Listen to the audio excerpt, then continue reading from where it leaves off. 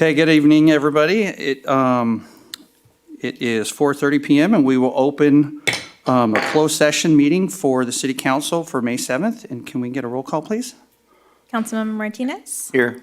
Councilmember White? Councilmember Voigt? Here. Mayor Pro Tem Lara? Here. Mayor Finn? Here, thank you. And we're expecting Councilmember White to join us during closed session.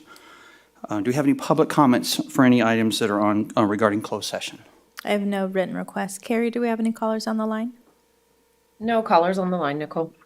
Okay, thank you. Mr. Pinckney, we have several items on here, and so I don't know that if you have to cite the government code for each, but if you can give us a general idea of what we'll be discussing in closed session, we appreciate it. Item B1 is conference with legal counsel, anticipated litigation, and that involves one potential case. Item B2 is conference with real property negotiators. The APNs are listed in the agenda. The agency negotiators, city manager. The negotiating parties are the City of Beaumont as potential purchaser and JRT BP1 LLC as potential seller. Item B3 is conference with legal counsel regarding existing litigation, and that's Webb versus City of Beaumont. Item B4 is conference with legal counsel regarding anticipated litigation, and that involves one potential case. Item B5 is conference with legal counsel regarding existing litigation. That involves the Pietronico versus City of Beaumont matter. Item B6 is also existing litigation, and that involves Godart versus City of Beaumont. Item B7 is existing litigation, and that's Llewellyn and Blackwell versus the City of Beaumont. Item B8 is conference with real property negotiator. The property is described in the agenda, and the agency negotiator is the city manager. The negotiating parties are the City of Beaumont as potential purchaser and the Silva Family Trust and Bianchi Properties Limited as potential seller. Okay, thank you. And so we will move on to, we will adjourn to closed session at 4:32.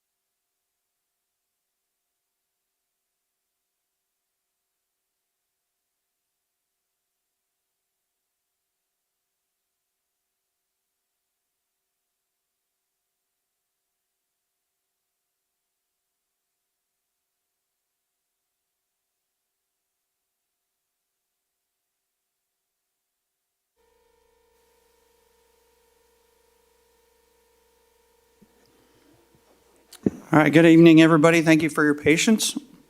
We will open tonight's meeting at 6:04 PM. And can I get a roll call, please?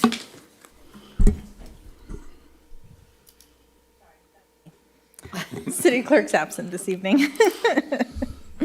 Councilmember Martinez? Here. Councilmember White? Here.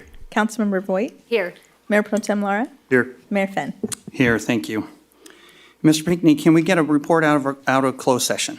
Yes, item B1 was conference with legal counsel regarding anticipated litigation. There was no reportable action taken on that item. Item B2 was conference with real property negotiators. There was no reportable action taken on that item.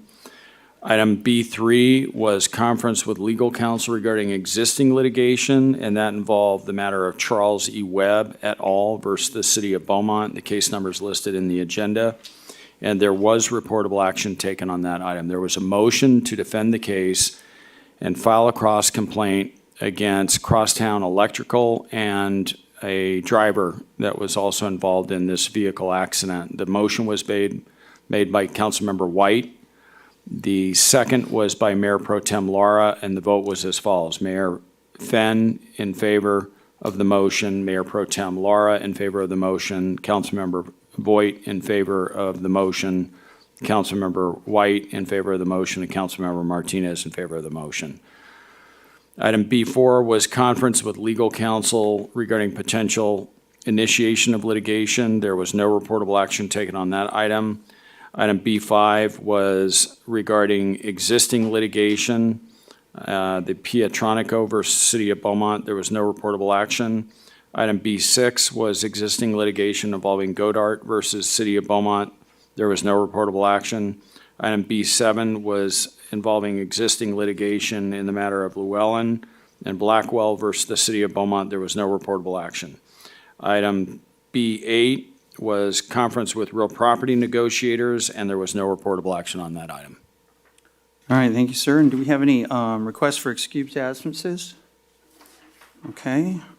And then we will formally open our meeting with an invocation given by Mayor Pro Tem Lara, and then our Pledge of Allegiance will be by Councilmember Voigt. You're up, sir. Heavenly Father, Lord, we just thank you so much for this time together to come to meet in public and discuss the items for the City of Beaumont. Father, we ask, we are blessed to have the council that I have to work with. Please give us the wisdom and the understanding to approach these different agenda items with knowledge, understanding, and wisdom. Father, we also ask special prayers for Eileen Rodriguez, who's retiring, as well as Jack Huntsman. We ask for blessings on their family, and we ask that they're able to enjoy their retirement. We ask this in Jesus' name. Amen. Amen. Ready? Please join me in the Pledge of Allegiance. Ready? Begin. I pledge allegiance to the flag of the United States of America and to the republic for which it stands, one nation, under God, indivisible, with liberty and justice for all. All right, thanks to you both. And do we have any adjustments to the agenda? Okay, seeing none. And any conflicts of interest disclosures this evening? Okay. And we'd like to move to item E1, it's an introduction of Rob Steele, Economic Development Consultant. And we'll hand that over to Christina Taylor. Thank you, Mayor. It is my pleasure this evening to introduce to the City Council Mr. Rob Steele. For more than 40 years, he worked as a redevelopment director, economic development director, development services director, and assistant city manager. He's been in Azusa, Colton, Lake Elsinore, and Rialto. He specializes in negotiations and implementation of development agreements, and he has worked on a number of high-profile projects, including the closure of the Rialto Municipal Airport, which is subsequently turned into retail and commercial development, several substantial residential development specific plans, countless number of industrial development agreements, and land assembly projects, working with local state agencies as well, relocation of Walmart, infill development. I could go on and on and on his resume that is actually available for you all if you would like to see it. Mr. Steele has a master's degree in urban planning from UCLA. And several other degrees, including an MBA and undergraduate degrees in economics and political science from UC Irvine. So with that, I would present to council Mr. Rob Steele. Welcome, sir. Thank you, Christina. And get your light on there. There you go. I'm sorry. Again, as she said, my name is Rob Steele, and that was 40 years of work history that she just provided, so I assume I look the part. But it's a pleasure to serve your city. Christina and I worked together in Rialto in the 2000s. That was where I spent the last 18 years of my career and completed a number of projects. She mentioned the airport was my project. It was a long-term project. I know you have many similar projects. Sometimes you get frustrating waiting for things to happen, but they do eventually happen. It just takes some elbow grease, some grit, and sometimes a little bit of patience. But happy to answer any questions you might have. I'll jump out there and just thank you and appreciate it, and we look forward to a good relationship with you. Any comments or questions from council? All right, well, we appreciate it. I look forward to Glad have meeting you. y'all and helping support the city of Beaumont. Thank you. Thank you. Yeah, on to item E2, recognition of our two retiring employees, Eileen Rodriguez and Jack Huntsman. Is Kara, are you kicking that off for us? Oh, Mr. Story is, all right. There you go. I have had the distinct honor of working alongside Eileen for the last 5 years as I've been here, and it has been an honor to see just how wonderfully she interacts with our community, how she leads different assignments and different programs that we have. Eileen started her career with the city of Beaumont in 1998. And she has worked alongside numerous programs that we've had. And the thing that I shared with our staff just this last week in talking about Eileen, the thing that has just touched my heart as just a proud co-worker with her is just seeing how deeply the seniors, which is one of the programs that she oversees right now as our senior citizens and all the programs that we offer, just how much she cares for them, and how it's just not just about getting them signed up for events or having these wonderful activities for them, but really helping them navigate through life and helping them better the life that they have through different programs, through partnerships with the county. And she's just championed that in such an amazing way. So she has been a wonderful asset to our community, to our city staff. Eileen, come on up. Come on up. Eileen is retiring, and like I said, this started in 1998, and we are going to deeply miss Eileen, but at the same time, she's not going to be gone too long. She's already trying to fill out paperwork to volunteer for us at the Senior Center, and she'll be doing some travel training with our seniors in just a couple of weeks, so she's going to help on that. Already on the books? Perfect. Now it's official. Good. But we do wish her the best. We are very proud of her, and she has been just a wonderful asset to the community these past years. So thank you, Eileen, so much for your service. We appreciate you. Not to mention, I don't know how many of our children she watched at day camp.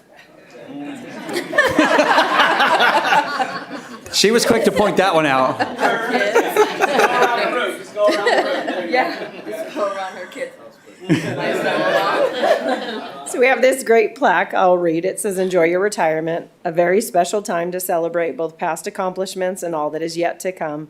Great success, countless accomplishment, extraordinary memories, phenomenal work. Thank you for your dedication. We will miss you." The City of Beaumont. Thank you.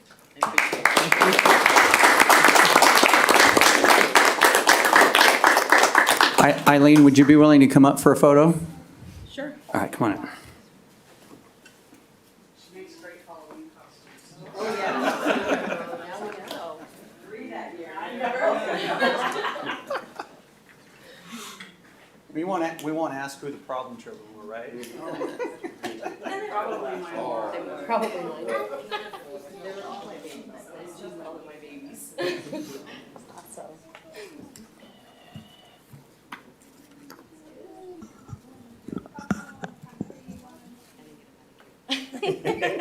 Trying to hide my nails.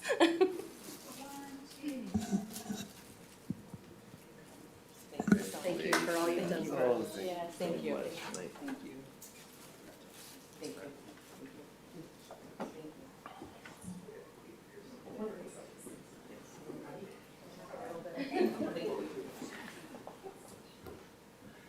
All right, Mr. Van Belt, time's yours. Time is Jack Huntsman's, so we're here for him. Jack joined the city in 2012 as a quality of life officer. He then went on to hold positions in animal control, code enforcement, and then he reached his pinnacle in wastewater as an environmental control compliance program specialist. Before Jack came to us, that position was contracted out. The city had brought it back in-house. We had somebody in there a really short stint. We had a vacancy. We were struggling. Jack's code enforcement experience, he was helping us out little bit by little bit. Pretty soon we kind of looked across the aisle and we're like, this is the guy. This is the guy. So it was natural. Jack developed the city's fog program, fat oil and grease, from the ground up. Didn't exist. He is just instrumental in the outreach programs from high schools, communities, businesses. An industrial inspector, the guy that goes in to inspect. We had so many calls. When Jack announces retirement, they're upset. They want him back. And as you can probably tell, I am too. I think the ultimate compliment I can give Jack is that he left the department better than when he came in. So Jack, thank you.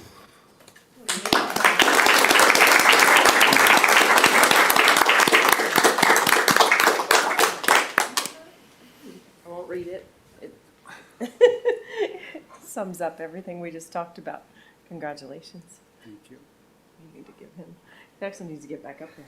Then we're gonna do some pictures. All right, You need to get back up there. there you go. There you go.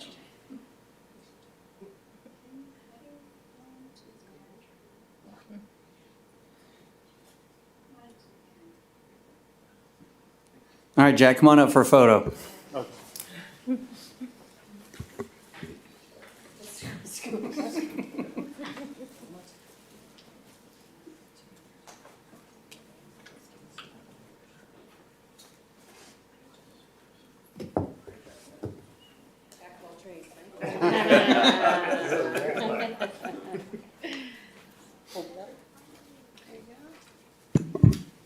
I need to scoop out.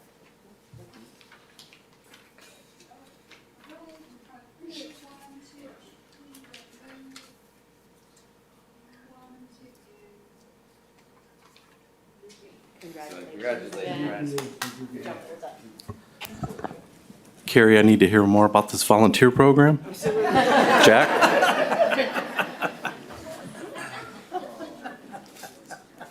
Jack Thaxton told me your original title sounded made up. I told him you're a quality of life officer. He said, I think that's made up. I said, well, it was our best attempt at combining code enforcement, animal control, and even a little bit of CSO work, if I remember correctly. So for those of you that were here in 15 and 16, Jack's position was one of the ones that was cut from that budget. And he stayed with us. And he created a program with wastewater that is just invaluable. You know, with both, I'm sorry. Go with ahead, both go ahead. Jack and Eileen, when I've seen them at events or seen them in the field, the dedication, there's always two ways to do a job, right? You could just do what you get paid to do, or you can do it with the goal of improving somebody's life or improving the citizens' life that work here, and both of those employees exemplified that. Here, here, thank you. Okay, so in the efforts to still on recognitions and so forth, I'm going to turn some time over to Councilmember Voigt.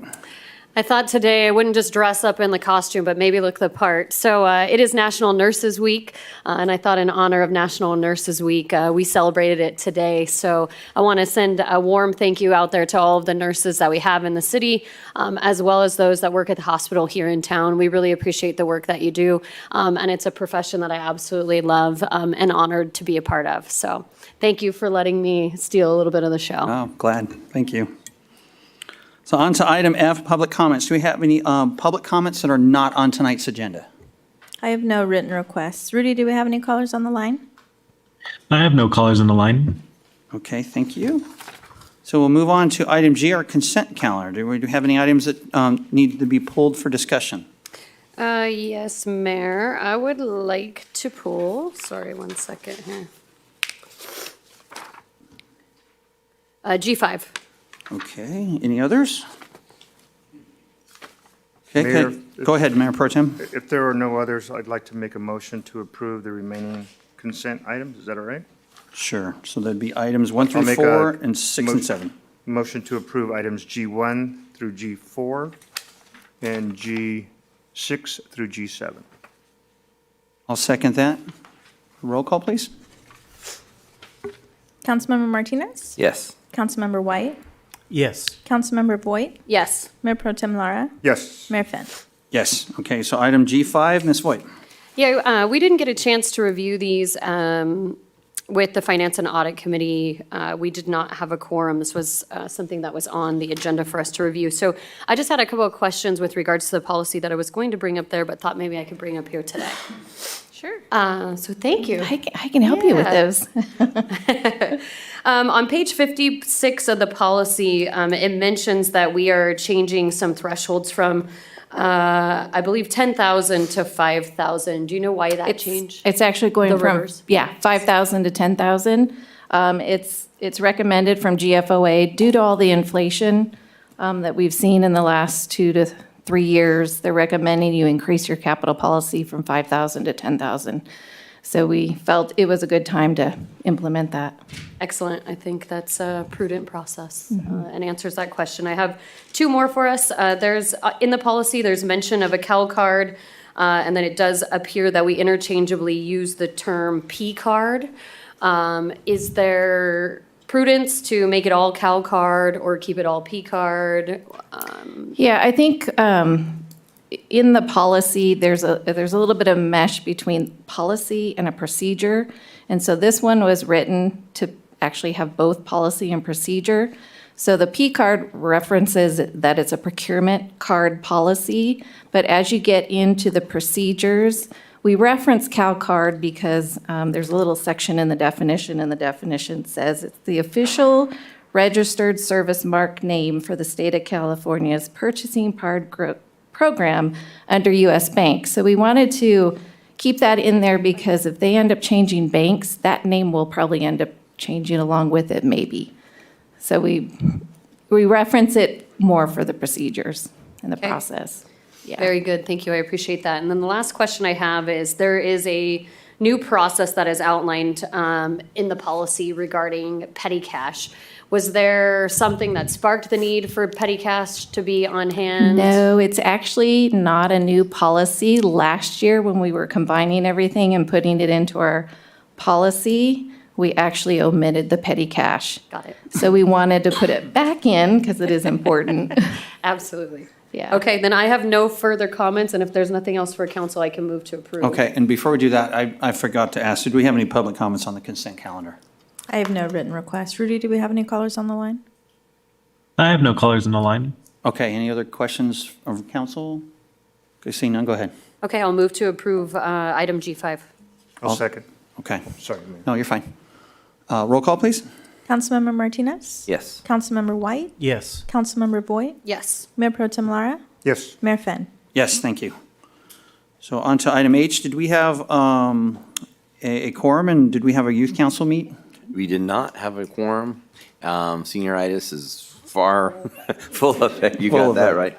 So we're going to try again next week, and if not, though, staff and I did work on the new application for the new upcoming year. So that's ready to go, and once I talk to Elizabeth and stuff more, we're going to start pushing for recruitment, or I will start pushing for recruitment. And did we expand it? Not yet. So we'll talk. We're going 10 through 12. 10 through 12. 10 through 12, yes. All right, very nice, thank you, appreciate the update. On to item I for public hearings. Item I1, excuse me, is a public hearing for the adoption and development of development impact fee nexus study and development impact fee schedule. We will hear a staff report by Jennifer Eustace. Thank you, Mayor.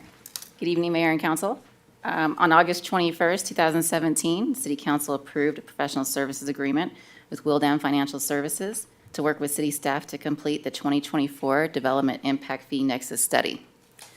The last Nexus study was adopted in November 2017, and the city is legally required to update the study every 8 years. Wildan has completed the report, which will be presented to you this evening by the consultant, and in accordance with Government Code Section 66016.5 on April 4th, 2024, a 30-day notice was published in the local newspaper of this public hearing with the intent to adopt an impact fee nexus study. On April 26, 2024, in accordance with Government Code Section 66018, a 10-day notice was published in the local newspaper of this public hearing with intent to adopt a development impact fee schedule. In addition, on April 19, 2024, stakeholders who had requested to be included in any fee updates were sent the report, as well as an invitation to a stakeholder webinar that took place on April 30th, 2024 at 2 p.m., where Wildan presented the report findings and stakeholders were able to ask questions with the consultant and city staff. This webinar was not legally required, but a part of the city's effort to reach out to stakeholders on the potential fee changes. And the city also made the report available on the city's website and have since also added the presentation and recording of the stakeholder webinar. And so with that, I'd like to hand it over to Carlos from Wildan, who will go over the report's findings with you.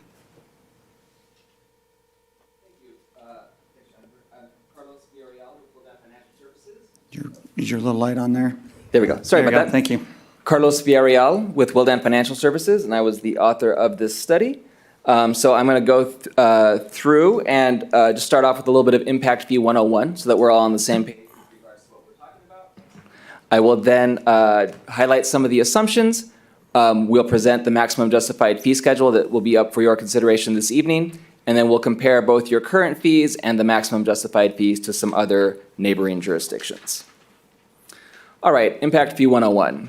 Impact fees are a one-time charge typically imposed at the building permit stage to all development projects within a defined geographic area. In this case, all of the fees are calculated citywide. The one exception that kind of reaches beyond the city is a fee for the library district that also includes some unincorporated areas that are served by that library district. But the key point to this slide is that the impact fees need to fund facilities that serve new development, and our study demonstrates that relationship or the nexus between facilities and the fee and that new development. In California, it's the Mitigation Fee Act in Government Code 66,000 that lays out how a jurisdiction would calculate and implement an impact fee. Under this government code, we need to make several findings in a study. We need to demonstrate that new development creates the need for facilities, that new development will benefit from the use of the fee revenue, and that the fees are roughly proportional to new development's share of facility costs. We also need to document the purpose of the fee and the use of the fee revenue. Recently, the state amended the Mitigation Fee Act with AB 602, which made several changes to both the way fees are calculated and implemented, and I'll run through those changes here. First is sort of a housekeeping item. Cities and other agencies that charge fees need to make sure that all of their information regarding impact fees, including the nexus studies, annual and 5-year AB 1600 reports, and fee schedules all be made available online. The impact fee adoption process now requires a 30-day public notice. And then there's some technical changes to how a fee should be calculated. The primary one being that residential fees should be charged per square foot unless findings are made to support another metric. So in this update, we have calculated all of the residential fees per square foot, whereas your current fee schedule is charged per dwelling unit by type of dwelling unit. Large jurisdictions, which are defined as cities and counties, cities in counties with more than 250,000 residents, shall adopt a capital improvement plan as part of the Nexus study. The Nexus study needs to identify the existing level of service, and if the fees are increasing, the study needs a review of the assumptions from the original study. Our study complies with all of these requirements. Some of you may be aware that impact fees there was a case regarding impact fees that made it all the way to the Supreme Court recently. And despite what some folks are saying, this does not necessarily mean the end of impact fees. The Supreme Court ruled on a very narrow portion of the law, and essentially the decision was that legislatively adopted impact fee programs or exactions are not exempt from constitutional scrutiny, i.e. nexus and proportionality. What does this mean for impact fees going forward? Well, the court didn't take a look at the specifics of this case in El Dorado County, and so it did not really give any guidelines to how impact fees may need to change or not. It just ruled that, again, legislatively adopted programs are not exempt from nexus and proportionality. So in terms of what this might mean for our impact fee studies, at this point in time, it doesn't mean anything. The case has been remanded to the lower courts for further proceedings, and of course, we'll keep on top of those, and if anything needs to change, we will, of course, comply with the state courts. But as of this time, there have been no changes to how impact fees need to be calculated in California. So now I'll discuss our basic methodology. We start by estimating demand for facilities, and you can think of demand in terms of people, so people that live in the city and people that work in the city. We can then identify facility standards, and facility standards are a measure of demand for facilities, the common example being park acres per 1,000 residents. We can then, using those standards, but also any other planning the city has done, we can estimate the cost of facilities needed to serve the entire city, and then we can allocate a share of those costs to accommodate growth. In the case where a facility might be serving both existing and new development can only pay its fair share through the impact fees. We can't have new development pay for existing development share through the impact fees. So in those cases, we would then identify the alternative funding needed to fund existing development share of the planned facilities. And then finally, we calculate the fee schedule by allocating costs per unit of development.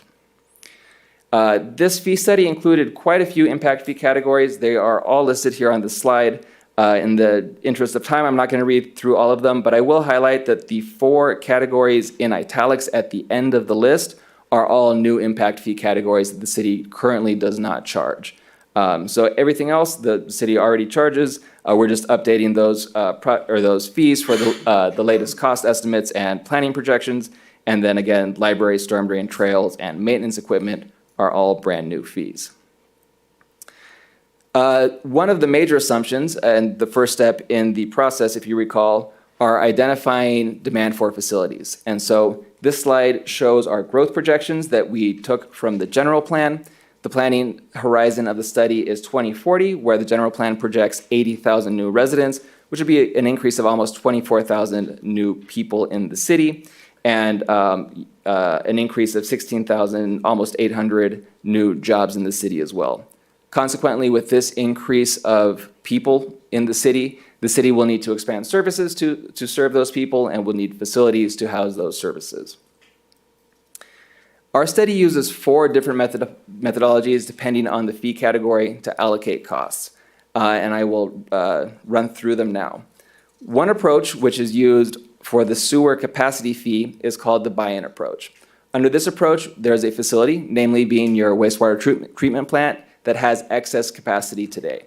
And so under this approach, new development will buy into that excess capacity to refund the city for building that facility ahead of development. The existing inventory approach is used for something like parks, and here's where we want to maintain the ratio of existing facilities to demand going forward. We can calculate your current park acres per 1,000 resident standard and then set the fee so that new development funds parks at that same standard. The next approach, I'll skip to the planned facilities approach.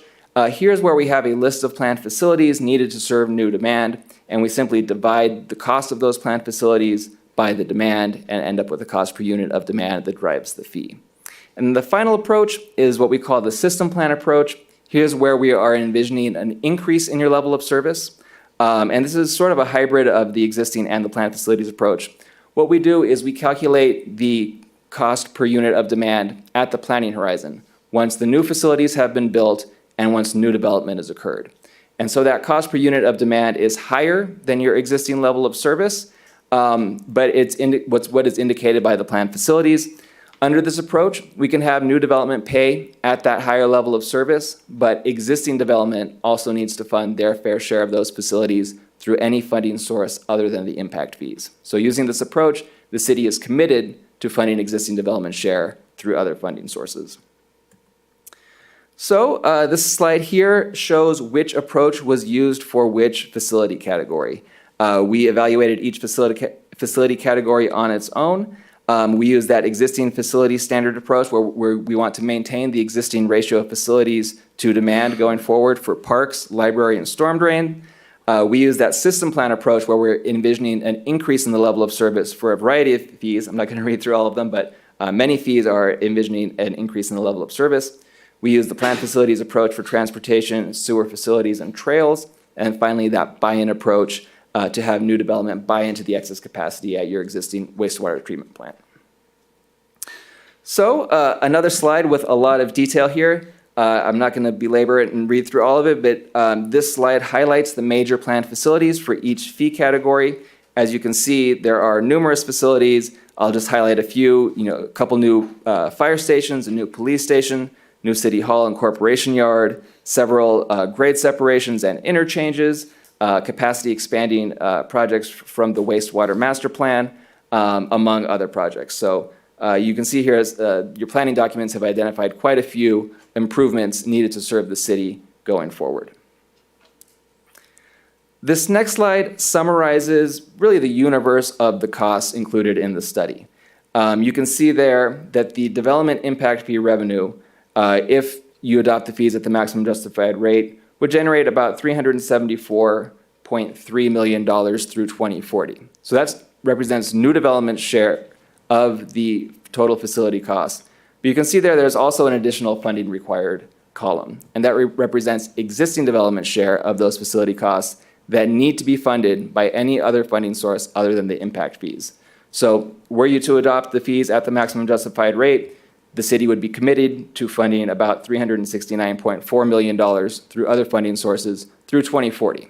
So all of that doesn't need to be identified on day one, but certainly by the end of the planning horizon, existing development share must be funded by other funding sources. And that brings us to the maximum justified fee schedule. So there's a lot of detail here. You can see all of the different impact fee categories along the left. The fees were calculated for 4 general land use categories. Residential dwelling units, they are all charged per square foot. And again, that's a departure from your current fee program where the residential fees are charged as a flat rate per type of dwelling unit. Then there's a fee per square foot for commercial, another for industrial business park, and finally one for high cube warehouse. To give some context to that fee schedule, because a fee per square foot is sort of hard to contemplate on its own, we prepared several fee comparisons, comparing the city's current fee schedule to the maximum justified fee schedule, but also to some of your neighbors here. So you can see, and one comment, your current fee schedule varies for some fees depending on where you build. So that's why I wanted to bookend the range of potential fees by showing a low scenario and a high scenario. Again, going forward, all fees are calculated citywide. So as you can see here in this fee schedule, or this comparison, for a single-family unit sized at 2,687 square feet, the maximum justified fees would be more than double your current fee schedule, and certainly the highest among the jurisdictions included in the comparison here. One note is that the city of Moreno Valley recently updated their fees, and they're phasing in their increases over 8 years. So every 2 years, their fees will be increasing, but you are seeing the fees that are currently in place today. We also prepared that comparison for a 20-unit multifamily building of 20,000 square feet, and you can see the maximum justified fees there. In this case, the maximum justified fees are more in line with both your current fee schedule and some of the neighboring jurisdictions. And one reason for this is that the new fees are calculated per square foot, so if you're building smaller dwelling units, the fees will be proportionally smaller. We also prepared a comparison for a 950 square foot retail building. Again, the story is similar to the other fees. Your maximum justified fees would be among the highest of the other jurisdictions surveyed. We also prepared this for a 50,000 square foot industrial business park. Same story there. You can see the maximum justified fee in this case would be quite a bit higher than the other jurisdictions. We also prepared this for a 100,000 square foot warehouse facility. Again, the maximum justified fees would be the highest amongst the other jurisdictions. And we also did the same analysis for a 1 million square foot facility. So you basically take the prior and multiply it by 10. But again, the same relationship holds. The maximum justified fees would be the highest amongst the other jurisdictions surveyed. And finally, I'll leave you with some policy considerations. Our study only identifies the maximum justified fee levels. So as a policy decision, your council could choose to adopt or implement something less than the maximum justified amount, but not more than the maximum justified amount. One strategy that other cities use when they're implementing a potentially high fee increase is to phase those fee increases over time. And there's no set guidelines to how that is done. I would say it sometimes depends on the magnitude of the increase. Sometimes it's 50% one year and 100% the next. Other times, like Moreno Valley, they're phasing it in over 8 years. Again, there's no set guidelines. So long as you're implementing something less than the maximum justified fee, you're in the clear. And then the third option that you may want to consider is to exempt or reduce fees for certain land uses that you would like to encourage. The common example here is affordable housing, but that could be applied to any particular land use that you would like to encourage. And that's the end of my presentation. I'd be happy to answer any questions you all might have. All right, thank you, sir. So we're going to go to public comment first, and we'll probably call you back up. And so we will open our public hearing at 6:41, and I'll go ahead and share this first. Any one person may address the city council. There is a 3-minute time limit on public comments, and there will be no sharing or passing of time to another person. This meeting is open to the public and conducted in a virtual format to be inclusive of all participation preferences. Public comment participation is encouraged by emailing any comments to the city clerk's office or by calling in using the phone number provided on the front of the agenda, and anyone in person wishing to speak can do so by filling out a form at the back of the room and handing it to a staff member. So with that, Nicole, do we have any public comments? Yes, I have 2 in person, 3 written.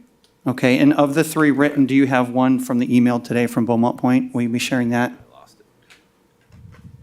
I'm not sure which one it was. Okay, I'll hand you my notes so you have that to share if it's not one of your emails. And if you'd like, I can check with the phone line. Rudy, do we have any callers on the line? I have no callers on the line. So I'll start with in person. Sure, thank you. First speaker is Mr. Dickinson.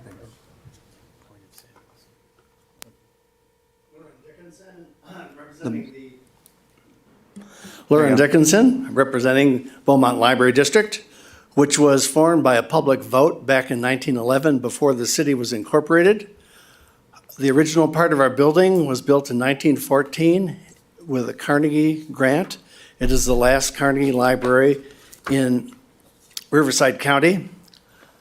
Beaumont Library District has expanded its building only once, and that was almost 60 years ago, back in 1965, when we were serving a population of 6,500 people. Right now, we're serving over 65,000 people in a 60 square mile district that includes the city of Beaumont and in unincorporated areas surrounding the city, including Cherry Valley. As most of you know, we are a California special district that was created under the Education Code.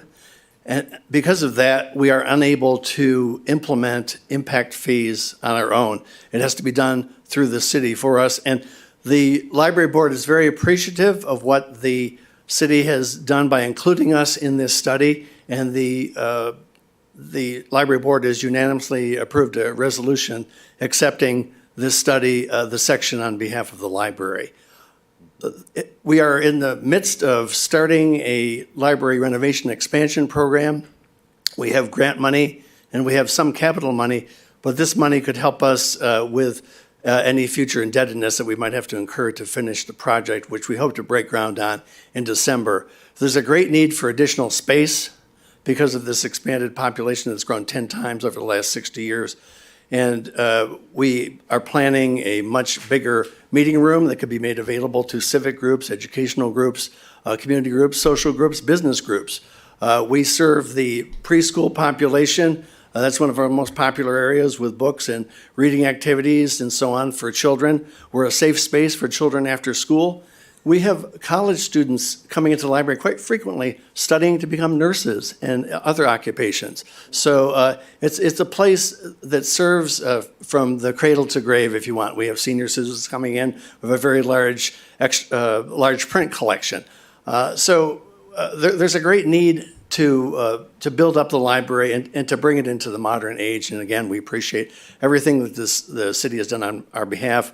Looking at the figures up above, if it's implemented the way it looks, the library portion is only about 1% of the entire total. And so I think, I hope that the city will look kindly on it on our behalf and to implement the library portion at least. Thank you.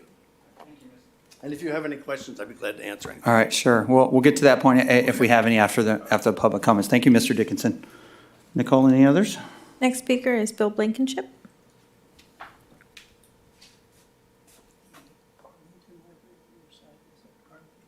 No, it's not. Everybody thinks it is, but it's not.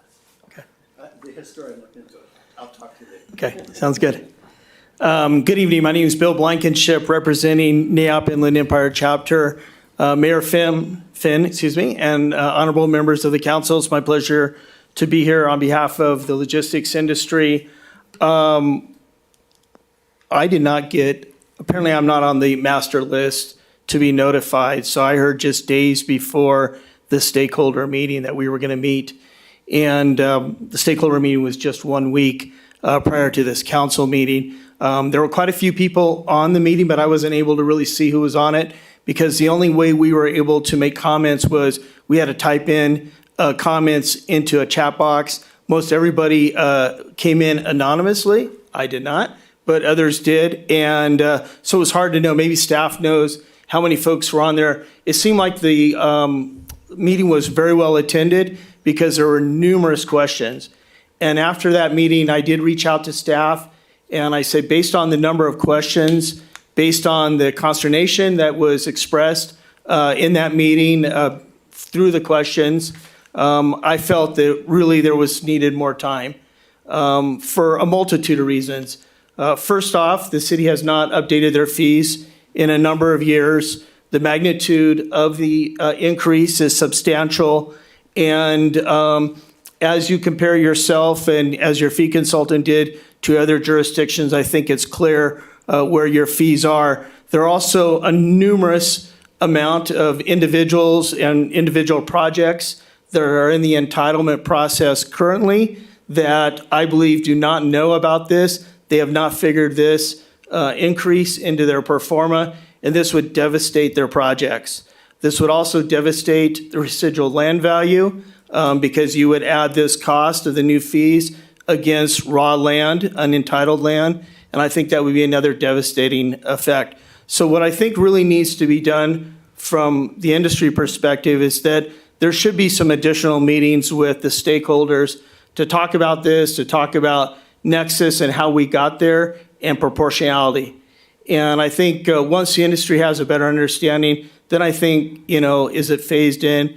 Are individuals grandfathered or whatever that conversation is? But I think we need to get to an understanding of how we got there before we then could have that conversation. So I urge you respectfully tonight to please do not adopt this, and we ask for more time. Thank you. All right, thank you for your comment, sir.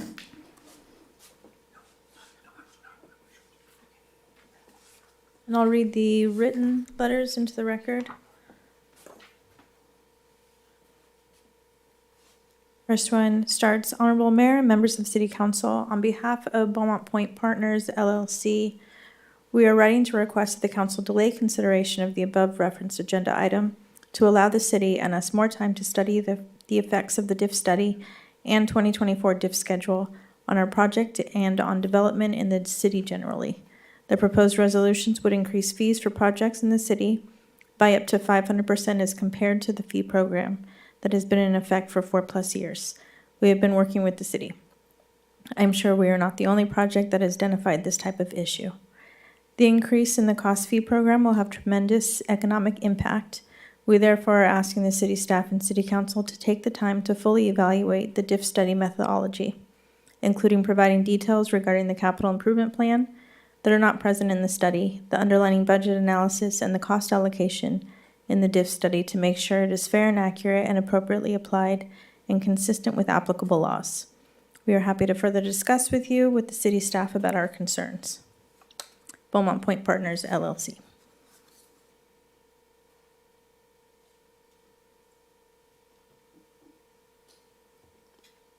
This next one is from the Desert Valley Builders Association. I will be sure to forward this email if I have not already. It is 7 pages, so I will read the first 3 minutes. Dear Ms. Gibbs, thank you for providing the Desert Valley Builders Association the opportunity to review and comment on the City of Beaumont's Development Impact Fee Nexus Study Update dated April 19th, 2024. We also took the opportunity to listen and view the Zoom call hosted by Wildan Financial Services. We would like to point out, as highlighted by Mr. Villarreal, per AB 602, the city has a 30-day notice requirement prior to any action by the city council related to new or increased development impact fees. The DVBA believes that the final draft of this fee study, dated April 19, 2024, with a city council meeting scheduled for May 7th, violates imposed timelines of the Mitigation Fee Act. While some will assert that the notice is given about the scheduled meeting, it does not spell out that the fee schedule or study will be available for public review. To this, the DVBA asks, what is the benefit of waiting with nothing available to review? These are long and technical documents that require a significant amount of time to review and comment upon. Wildan Financial Services did not provide this study in 30 days. The city and Wildan should provide sufficient opportunity for professional review and commentary that cannot be completed in just a few weeks. Another change created by AB 602 was the simplification for a city to establish a nexus to the existing level of services provided by the city's existing capital facilities. This makes it easy for the city and consultant to show that the minimum need for the new construction will be the cost of infrastructure, matching the facility's investment by the current population on a per-unit basis. The functioning city is presumed to have attained a level of service meeting the need of the population. This is then the roadmap forward for the necessary investment in infrastructure by new residents and business owners. Should a city establish there is a need for level of service above the current identified investment, the city may adjust its aspirations. To do so will also burden the existing population with the cost that will match that of the new future growth. New and future growth shall not be burdened with increasing the level of service or quality of life that at current levels has been deemed deficient. Under the proposed design of the Development Impact Nexus Study Update dated April 19, 2024, nearly every categorical infrastructure want has been increased from 100% to 400%. The fee rates are identified for new growth as well as the share of the existing population.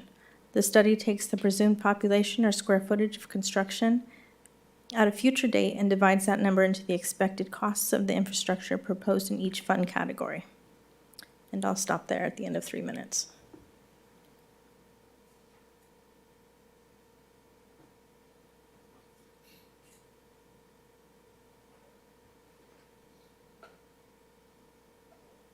And the last letter is from Building Industry Association of Southern California.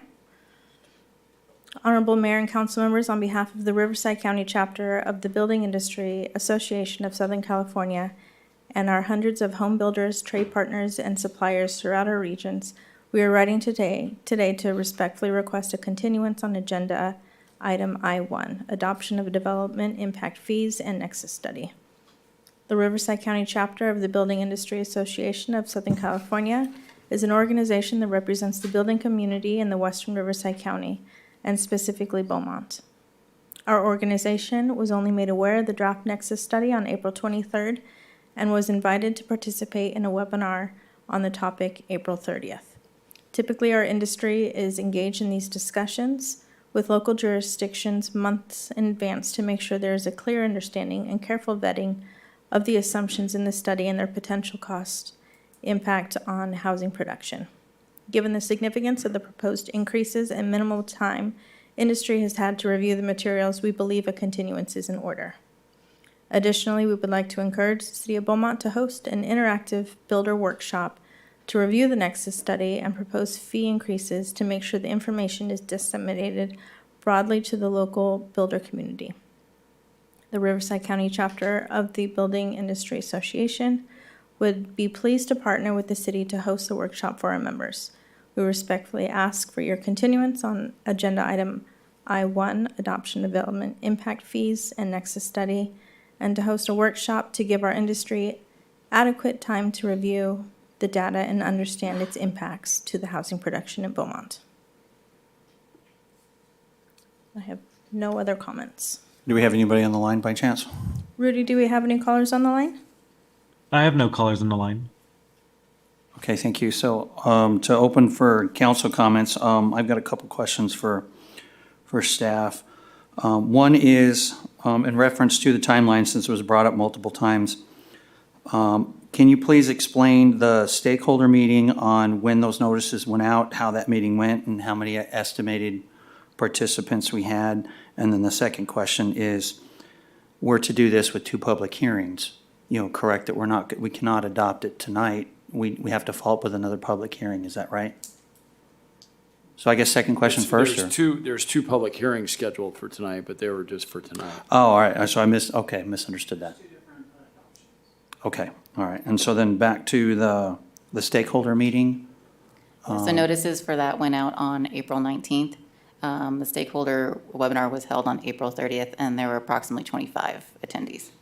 Okay, thank you. Okay, and then I'll pass that on to council for any comments or questions, discussion.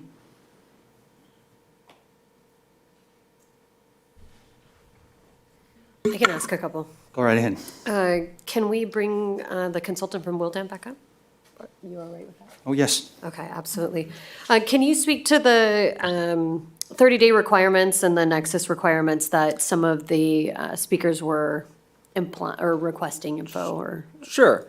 My understanding, and of course I'll defer to the city attorney, my understanding is that to adopt the Nexus study, it needs a 30-day notice that the public hearing will be held. And then the study needs to be made available to anyone who has signed up to receive any updates on fee changes 14 days before the public hearing, and made available to the entire public 10 days before the public hearing. So that's the letter of the law. But you certainly could make the study available sooner than that if you chose. And go ahead, Yeah, John. so the letter that we received from DVBA doesn't cite authority for their position, it just makes an argument. Got it. They're making the argument that what good is 30 days notice if they don't have the study during that time, but they don't cite specific authority saying that the study has to be available during that entire 30-day period. Having said that, you've had comments that have been made, a letter that's been submitted asking for additional time, and that's in your purview as a council, whether you want to grant the public additional time to review it. Okay, thank you. And then level of service was brought up as well. Can you speak to the level of service that we held this study to? Yeah, absolutely. So in the vast majority of the fee categories, we document both the existing level of service and the future level of service that will be achieved once development has occurred and once the new facilities have been built. So AB 602, which is that recent change to the Mitigation Fee Act, requires that existing level of service be documented. So we have complied with that. But what is a policy decision and up to your council is you could charge at a higher level of service, and new development could pay at that higher level of service. But if you do that, then you need to fund existing development share of that higher level of service with any funding source other than the impact fees. So we have done that in each individual chapter in the study. You can see both the existing level of service and the future level of service. And then both in the chapters and summarized in the executive summary, you will see the total cost of the existing development share of the total facility burden. Okay, great, thank you. And then just to verify, these diff fees are paid at building permit? When Yes. permit is pulled? Okay. And then maybe a couple questions first, well, just one question I think that I have left on for staff is, do we know how many projects that are currently in the works that this would impact, such as those spoken to by Mr. Blankenship for a grandfathering in? So we have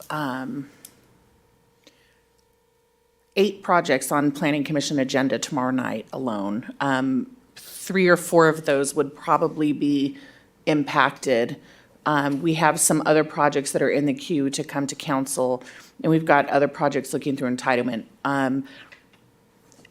Not all are industrial, but they're all either commercial or industrial. So I would say probably 10 to 20 right now that could in some form or fashion be impacted. Not all on the same scale, but that would all at some point pay fees.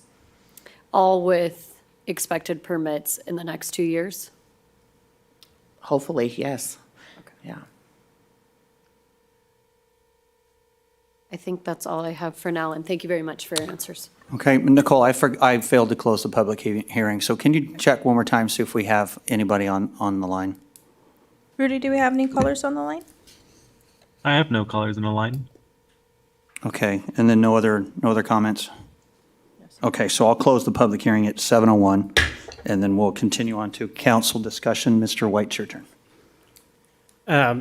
So first of all, yeah, there's a letter of the law, there's a 30 days, or the April 19th, April 30th, May 7th.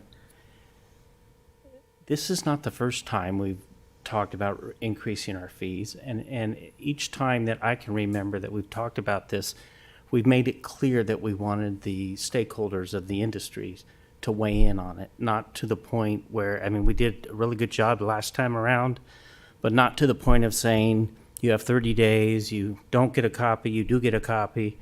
I'm not satisfied that we have done what we have done in the past, that we're doing that here tonight, if we go ahead and vote on this, because we have made it clear that we need to get input from the industries before we approve these fees. So that's my first concern. And gentleman from Webb, I'm sorry, I forget your name. Can you pull up your presentation again, please? Sure. And let's start with the last page first.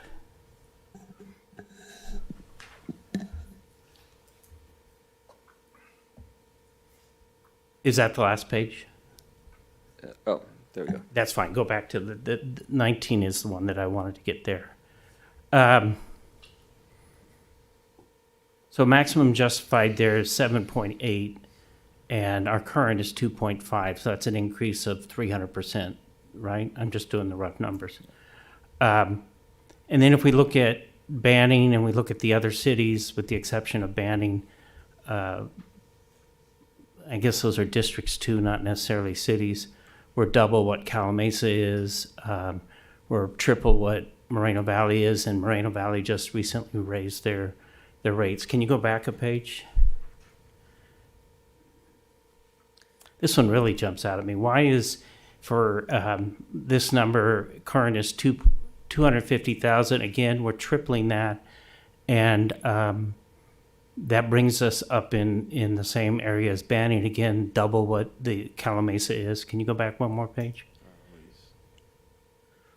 This time we're going up almost more than 4 times current to maximum justified, and our numbers are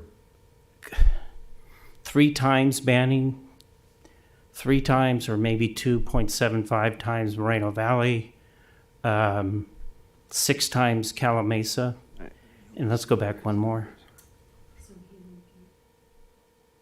Can we go back to that last slide? Sure.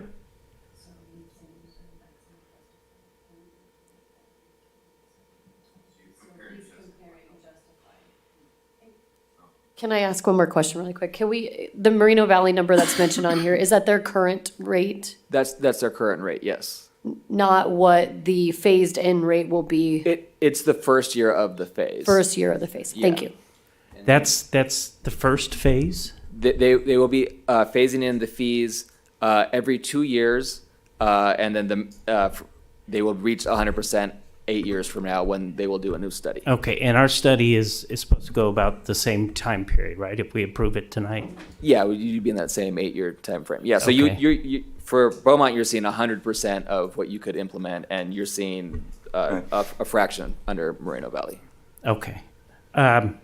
So you mentioned the fact that we don't have to go with the maximum justified, but that is what I assume staff is recommending if we were to approve it tonight, is to go with the maximum justified amounts? Yes, however, there is the option of a phased-in approach. Right, but let's talk about the phased-in approach once we've got numbers that I think we can agree on. I don't agree on these numbers because I don't know enough information about this. So on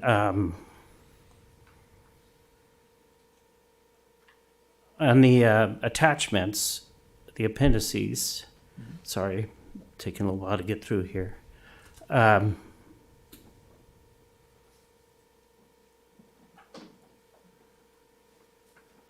know it's new technology. I got it though. Okay, I know. Okay, so let me understand how you come to the 400. I think it was 427 million for transportation projects. Yeah, absolutely. So we worked with information from your city, your capital improvement plan, other planning documents, and we then, so there are projects that the city is pursuing within the transportation-related fee categories. We know the total cost from your other planning documents, and we also know that several of those projects have other funding, namely TUMF, but also other grants and things that will be funding those projects as well. So we subtract the other identified funding from the total project cost, and we get a net project cost. But for transportation, these projects are not only serving new development, they are also serving existing development as well. And we can calculate the proportions of trips generated by existing development today, but also using that growth projection from the general plan, we can estimate how many trips will be generated by new development going forward. So I understand that. I'm not trying to get into those details of the process and the formula. I'm trying to get into the starting numbers. Yeah. So the projects that are listed, as I saw somewhere here in the attachments, listed projects, and then there's also a mention of the 5-year CIP schedule. Mm-hmm. When you go and do this analysis, are you looking only at projects that'll be completed in that 5-year period? So we are looking out to projects that will be needed between now and 2040. And so for some fee categories, the CIP had the projects that the city is contemplating. For other fee categories, for example, the sewer or the wastewater facilities fee, that fee, there's a wastewater master plan that identifies particular projects and particular share of each project that's needed to serve new development. So we used, whatever planning documents were available for the relevant fee categories and took the projects from those documents. And the CIP for the wastewater treatment plant showed up 120 million. Is that wrong? Did I see that number? Is that for a whole new plant? So or is that or are we counting 120 million that we've already So- budgeted and built the upgrade? Those are cumulative projects, all bundled as a wastewater single project. Comes that up you're to seeing. 120 million? Yes. Over at what period of time? There's no time specified in there, but it's everything that was identified in the sewer rate study for future projects. Okay. Bundled into one line item. Okay, but we're setting fees here based on all the projects that we want to do over the next 16 years, right? Correct. Okay. Even though it's not practical that we'll get half of those projects done. So, the study assumes that all the projects will get done. One way to potentially modify the fees would be to prioritize the projects, and projects that will be needed beyond that 16-year time horizon, remove them from the list. Okay, and so let's start with Beaumont Beaumont Avenue interchange. I think in here it shows at about 120 million. RCTC told me that to do that interchange is going to be near $1 billion, not 120 million.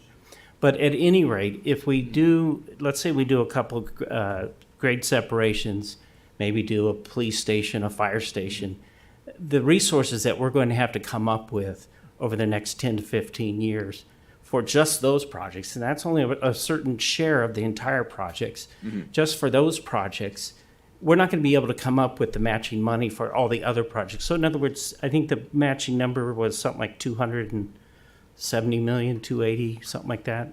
The matching number is about 403 million. That's what we have to come up with. Yes. To get these projects done. Yes. And we're basing our fees on projects where we have to come up with 400 million to get these projects done. To me, I'm not seeing a nexus there. I'm not understanding that. And so I need more understanding. Also, I think we've set a precedent here that we continue to reach out to the industry, and we don't worry about how fast we can do it legally, what we're required to do it, but we do it in a way that we move forward. And I do have another question, not for you. Mr. Steele, can you come up? Okay. I'm glad you didn't leave because I would have stopped you. So is he on board now as our economic development consultant?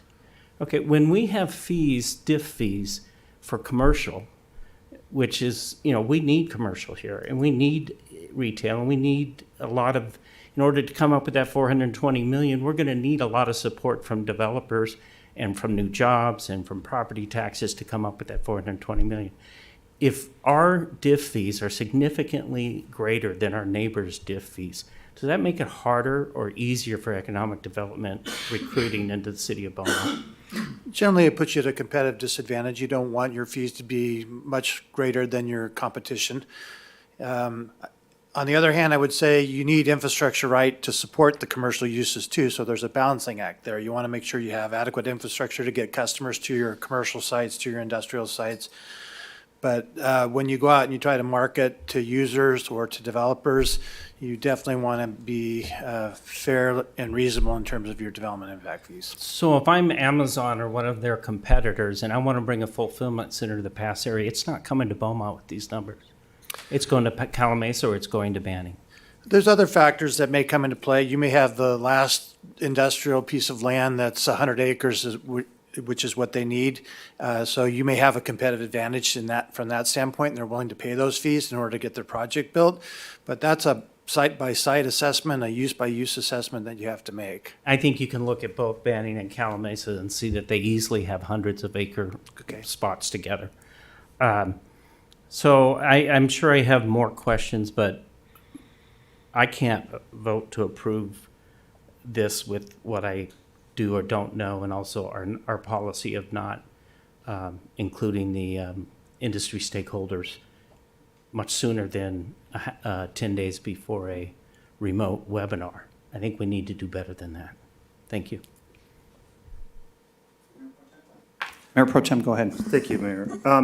When we look at warehouses, and we have we look at, in the study, they just call it high box or high cube. We don't look at fulfillment centers any differently than we do high cube, even though the volume of traffic is definitely different, and so is the impact to transportation or corridors, right? Is there a reason we don't look at them differently? The current fee program did not distinguish. It just had a single warehouse category, and we kept that same warehouse category. That said, if that's something you are interested in, we could certainly develop a different trip rate and to reflect different amounts of traffic, and add a land use category to reflect those differences in the uses. Can I ask a quick I'd like to add on to that as well. Yeah, just so I brought up fulfillment centers in my scenario because of the sales tax revenue that has really bolstered us to be able to do some of these things to begin with. But the fulfillment centers, we could take that into account, saying that if it's a fulfillment center, that a point of, what is, point of sale? Point of sale? Point of sale. That we're going to generate sales tax money, we could adjust our fees, our diff fees in that way, could we not? Well, you would adjust it for the difference in demand for facilities, not necessarily for other revenue generated. But there's an ITE trip generation manual that has trip rates, so the amount of trips generated by the different land uses, and they do have a different rate for fulfillment versus distribution versus other types of high cube Okay. warehouse. So, Thank you, yeah. Mike. Appreciate it. No problem. I know there's a discussion of phasing, when you start to look at phasing in the plan. I know Moreno Valley's using 8 years. I know when they did the TUMP fee, I think it was over like a 4-year process. And I understand that typically what happens is developers will go ahead and submit applications for projects they may or may not ever build within a reasonable time frame, just to lock in the lower fee. So we need to be aware of that. The other is, at least I know for WRCOG and the TUMP fee, you never regain that money, right? There's no mechanism to take that money lost. So when you look at the potential of generating $374 million, right, with the developer impact fee, city has to come up with $369 million, correct? All that does is that just widens that gap, right? And then we continue to struggle with facilities and infrastructure like we are today. Yeah, absolutely. That's a great point. To the extent that you phase in the fees, and of course it depends on the amount of development that would take, or that would be paying the lower fee schedule, so it's difficult to predict. But yeah, you're still committed to building all the facilities in the study. Right. So if you were to phase in the fees, you would generate less fee revenue, and that would be a burden that would have to be funded by some other funding source. By the taxpayers, basically, is what happens. And that's kind of the complaint that I get today is, one, we don't have good infrastructure. They're complaining about the traffic. That's because our fees are behind. That's one of the reasons. I shouldn't say it's the only reason. And developers won't offer to pay to cover, well, we'll do this for you in lieu of, or, in addition to the fees that we're paying, we're going to go ahead and give you some more money because you haven't raised your fees in over 5 years. So I get a little concerned because when you start talking about phasing, because there's just no way to recoup the money. So we do a study, we build a fee, and then we just say, well, let's not collect what we're looking at collecting. Let's collect a portion of that. So, sorry, I digress.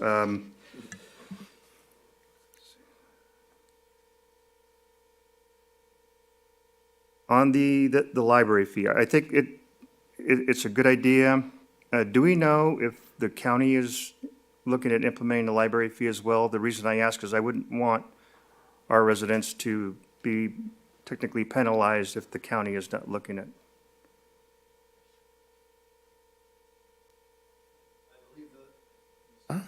I believe the county already has impact fees, but it doesn't affect our area because we are a special district, so it's only other unincorporated areas outside of our district that might be covered by. No, I know that the county has a developer impact fee. What I'm asking is if the county includes the library district as a part of their developer impact fee. They do, yes. Do they? Okay. They tax both incorporated municipalities and also unincorporated areas that are outside of other districts. So not Cherry Valley, because that's in our district. But if there are unincorporated areas of Riverside County that are within the library systems district, yes, they are also. I'm sorry, I'm not making my point very clear. Within the Beaumont Library District, the unincorporated area of the county of Riverside is collecting a library fee currently that you get? Not within our district, no. Okay, that's what my point is. Yeah, and if there's any choice to have the city just approve our library district impact fee separately, we would really appreciate that because it's such a minor part of it. And I don't think it's going to make any impact on, comparison to other counties or other cities. Okay. So, thank you. Thank you. That's all I have for right now. Thank you very much, Mayor. Okay, thank you. Mr. Martinez. Yeah, can I have the PowerPoint brought back up? I missed the slide in there I want to see. Somewhere after 12. Start with 12. And, okay, so 12, I think 12 and then 13. Go to 13 and then go to 14. And and then go to 15. I think it's 15. Okay, I'm looking at 15. So we didn't get a copy of this PowerPoint, correct? No? Yeah, so in the future, I really would like a copy. It helps me from taking pictures. Next slide, please, 16. And then I think I have 17. Okay, so my two questions are, number one, for the cities like this one here, Banning and Calumet, when did we say, or do you know when the last time they did their diff? So how old are these numbers? Well, I know Moreno Valley just did theirs because I did Right. it. I don't know off the top of my head for Banning and Calumet. Okay, so that brings my point. I want to caution council from looking at those other surroundings and being misled by the way our numbers are higher than theirs. Remembering, one, they're old numbers. So that's number one. And number two, looking at our planned facilities list, we've got a lot of stuff that we want to do. I mean, we got a police station on there, we have, this goes on. So to comment on Mayor Pro Tem Lara, if we don't have that part of the diff covered, then that widens the gap, which means we're still gonna have to find funding somewhere else. And we've made it clear in the council that we have this vision of what we want in our city, which includes a lot of these facilities. So I just want to make sure that we don't get caught up in saying, oh, we're so much higher than them, because one, they haven't done anything recently. And when they do, how do we know theirs isn't going to be higher than ours? So remember that. And then number two, we have high numbers because we have high vision. So there's a lot of things in our city that we're looking for and our residents are expecting and demanding that we need to make sure that we're trying to put forth. And now we need to figure out how we're covering that. And I believe the Nexus is doing a great job helping us understand how you're coming up with those numbers. Now, to comment on Mr. White's comment about enough time, I do think we owe it to our stakeholders to have them look at it longer. I do agree on that. So I have no problem if we were to continue it, to give them time to talk to staff and to look at the study and study it. That I have no problem with, and I think it's owed to them. So that I agree with. The study, though, I'm pretty happy with. So, unless council decides they want to entertain taking, looking at that planned facility like was mentioned and maybe prioritizing so that we might modify some of our numbers, maybe to bring them a little bit more down, I might be willing to look at that. But so far, I'm pretty happy with the planned facilities list, and I think everything on there is stuff that we have been talking about. So I don't see what much we're going to take out. And then on the comment about, well, it's, going to be 20 or 30 years down the road since we get to it, that's a part of planning. That's what the old councils did wrong, is they didn't plan. And that's why we got in ourselves in these situations, is they didn't make these plans back then. So I just want to make sure that we continue with the plan, we put it on the division, and we do everything we can to find funding and, and go forward with that. A couple of more comments. So that referred to that. For the library, I know the number collecting is not large, but I'm concerned that we as a city are going to have to be the administrator of that. So I want staff or someone to comment on what we're looking at, because unfortunately, or fortunately, depending on who you're asking, we have to become involved with the collection of that and the distribution of that. So it's a layer that we have to be aware of, that, I think the library needs it, and I think they do that. But I also want council to realize that we're going to become involved with that. And I'm not sure how much liability we have or responsibility we have, and if someone drops the ball or who's doing the accounting, there's a lot of questions that I don't know. Can you just do a comment on the administrative part of that? Yeah, so there is a requirement to have an annual report, and the 5-year report, as was mentioned earlier by the consultant. We would be required to include the amount of fees that are collected for the library district and also how they are spent. A part of that would be communication needed between us and the district to make sure we're reporting correctly on that, as well as on far is how we collect the fees that come in and then distribute them over to the library district, and then have the admin portion kept with the city as well. So all that would have to be included in your report. Okay, and then for administrative cost, is that built in the There's a collection? 1% administrative cost built in. Okay, and how about the liability? So we're only as good as the information we're getting, But if the information were erroneous, not intentionally, of course, but from some reason, and we reported the wrong findings or whatever, do we become liable as a city since we're the administrator of those fees? It would be on the city. It would be on the city, okay. So again, things to think about that we hadn't really dealt with in the past. So just making sure council's comfortable with that, just food for thought as we talk about about the fees. And the last one, let's see, I talked about that. I think I'm good for now, Mayor. Thank you. All right, thank you. I'll jump in with a couple questions. This might be for Ms. Eustace. So in terms of inflation, if we were to take any one of those slides with the current fees from Beaumont from 2017 when this was last implemented and added what the cost of inflation has been since then, do we have a general idea of percentage or what those numbers turn into? I know it looks like we're tripling those figures, but obviously we're not keeping up with that. That might be something that somebody's got to pull a calculator out for. But just in general, like for example, inflation, if it's at 8%, since then every year, that just looking at slide 16 right here with a commercial retail, the 950 square foot example of the current fee at being $12,904, what is that in today's dollar? Let alone adjusting the fee of what the maximum can be. That might give us a better idea of how much those fees are actually going up because we've lost dollar power or purchasing power because of it has not been adjusted for inflation just since then, let alone the additional projects that we have to complete. And then with being traffic and the sewer being the two largest dollar amounts. So while he's figuring that out, Mr. Van Bell, question for you is with a lot of with the sewer impact being the second largest fee on there and the study going out to 2040, do we have capacity to handle that project to that, or is that why those funds are needed to expand our current facility to meet those needs for that 2040 date? It would require expansion by that point. Also. Is your microphone on? Yeah, also, it would require expansion, but also keep in mind, it's the entire collection system and the geography of the area.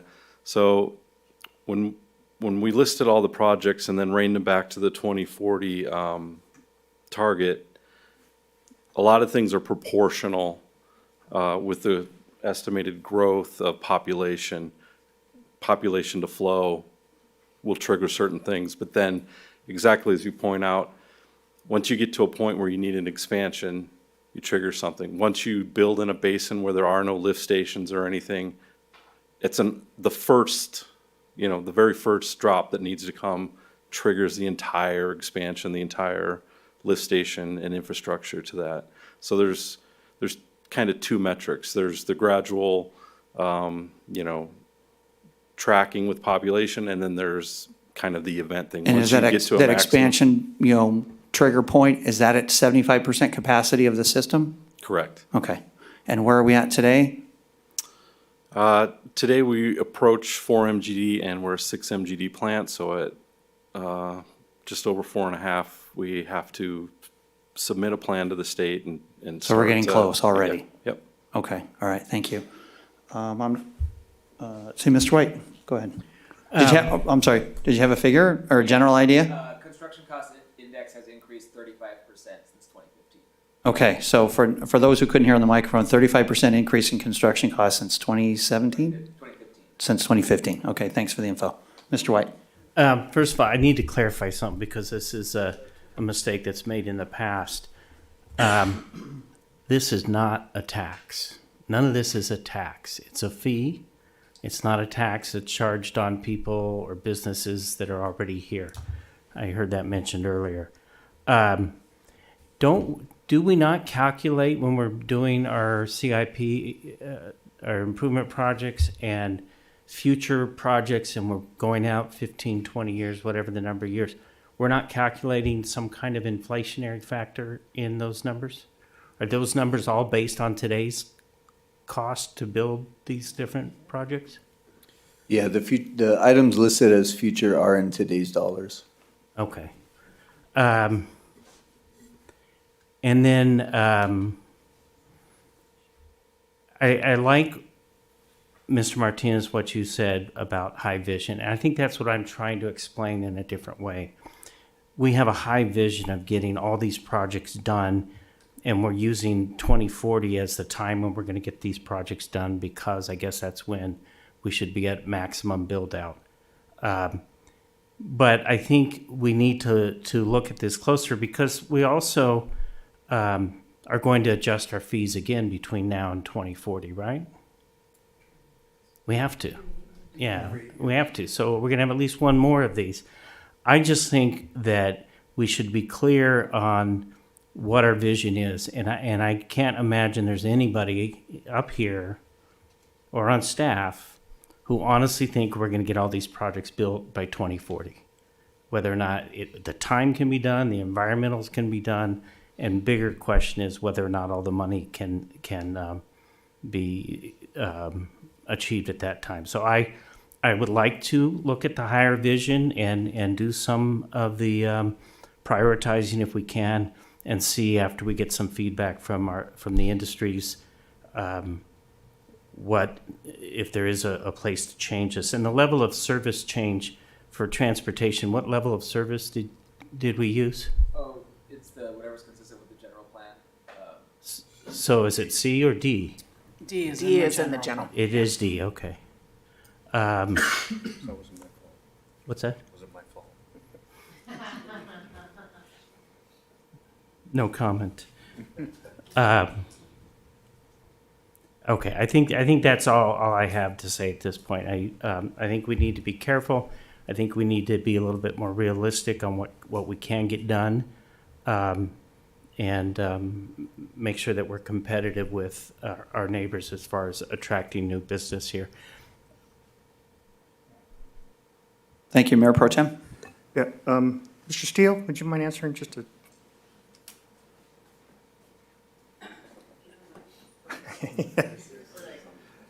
So in my experience, just when there's a fee, a developer impact fee, in your experience, is that typically passed on to the consumer? So when they, for example, if it's on a house, isn't that typically wrapped up into the cost of the house? It's a complicated question. The fee usually gets absorbed by the landowner.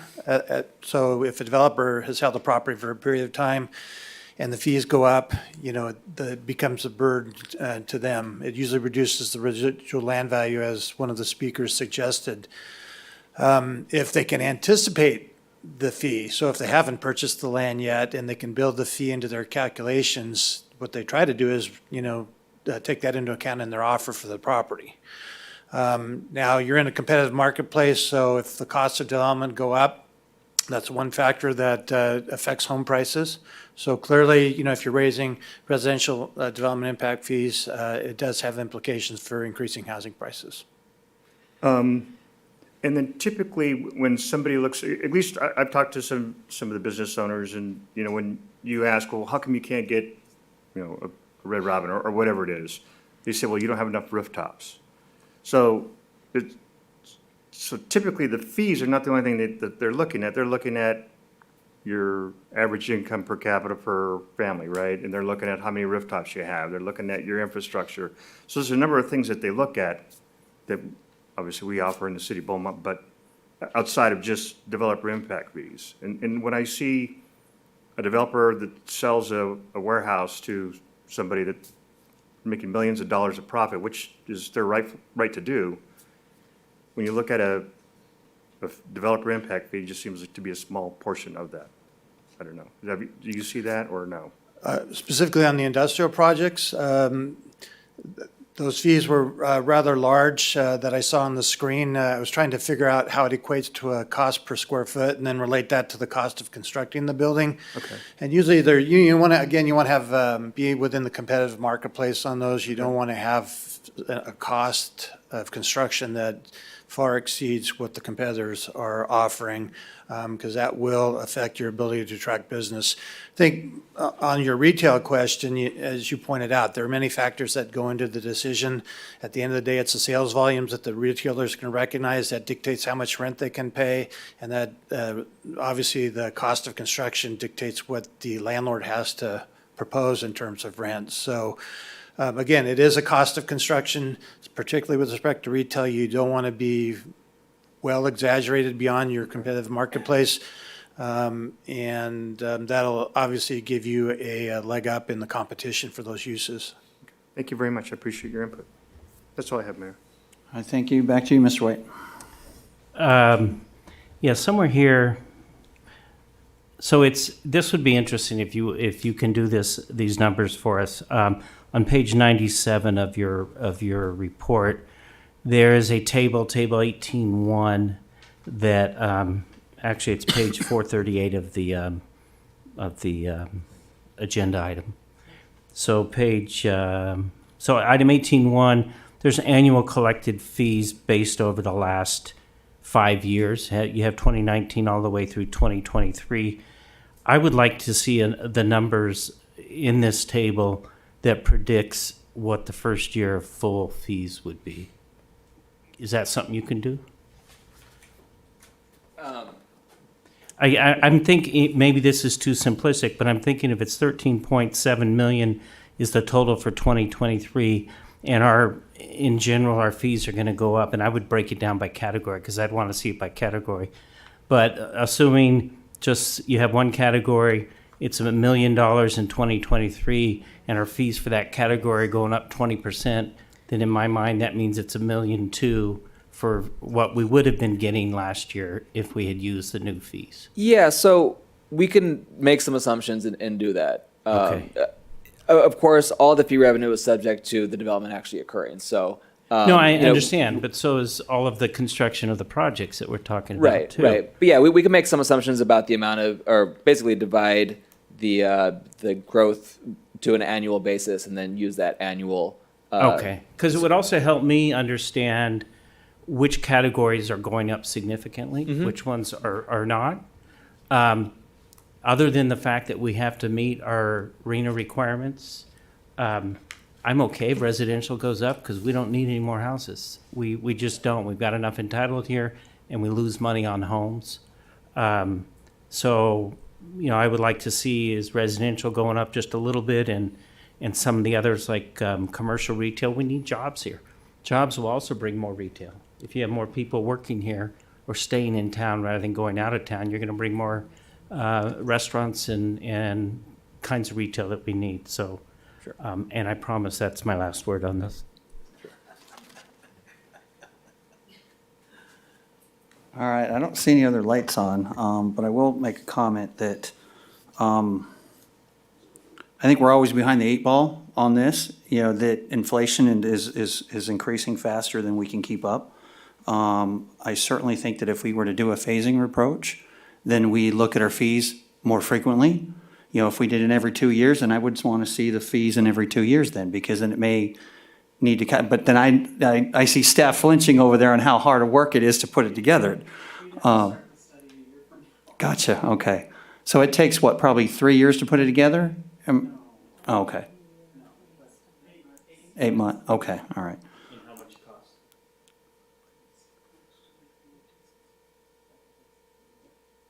About 50 or 60,000? Okay, all right. I'll be honest, I don't like the phasing, and I think we should implement it. I understand and I think it's a good idea to give more time, and so I don't think we have to make a decision tonight. I'm okay with tabling this and bringing this back. But I constantly hear the issues of traffic.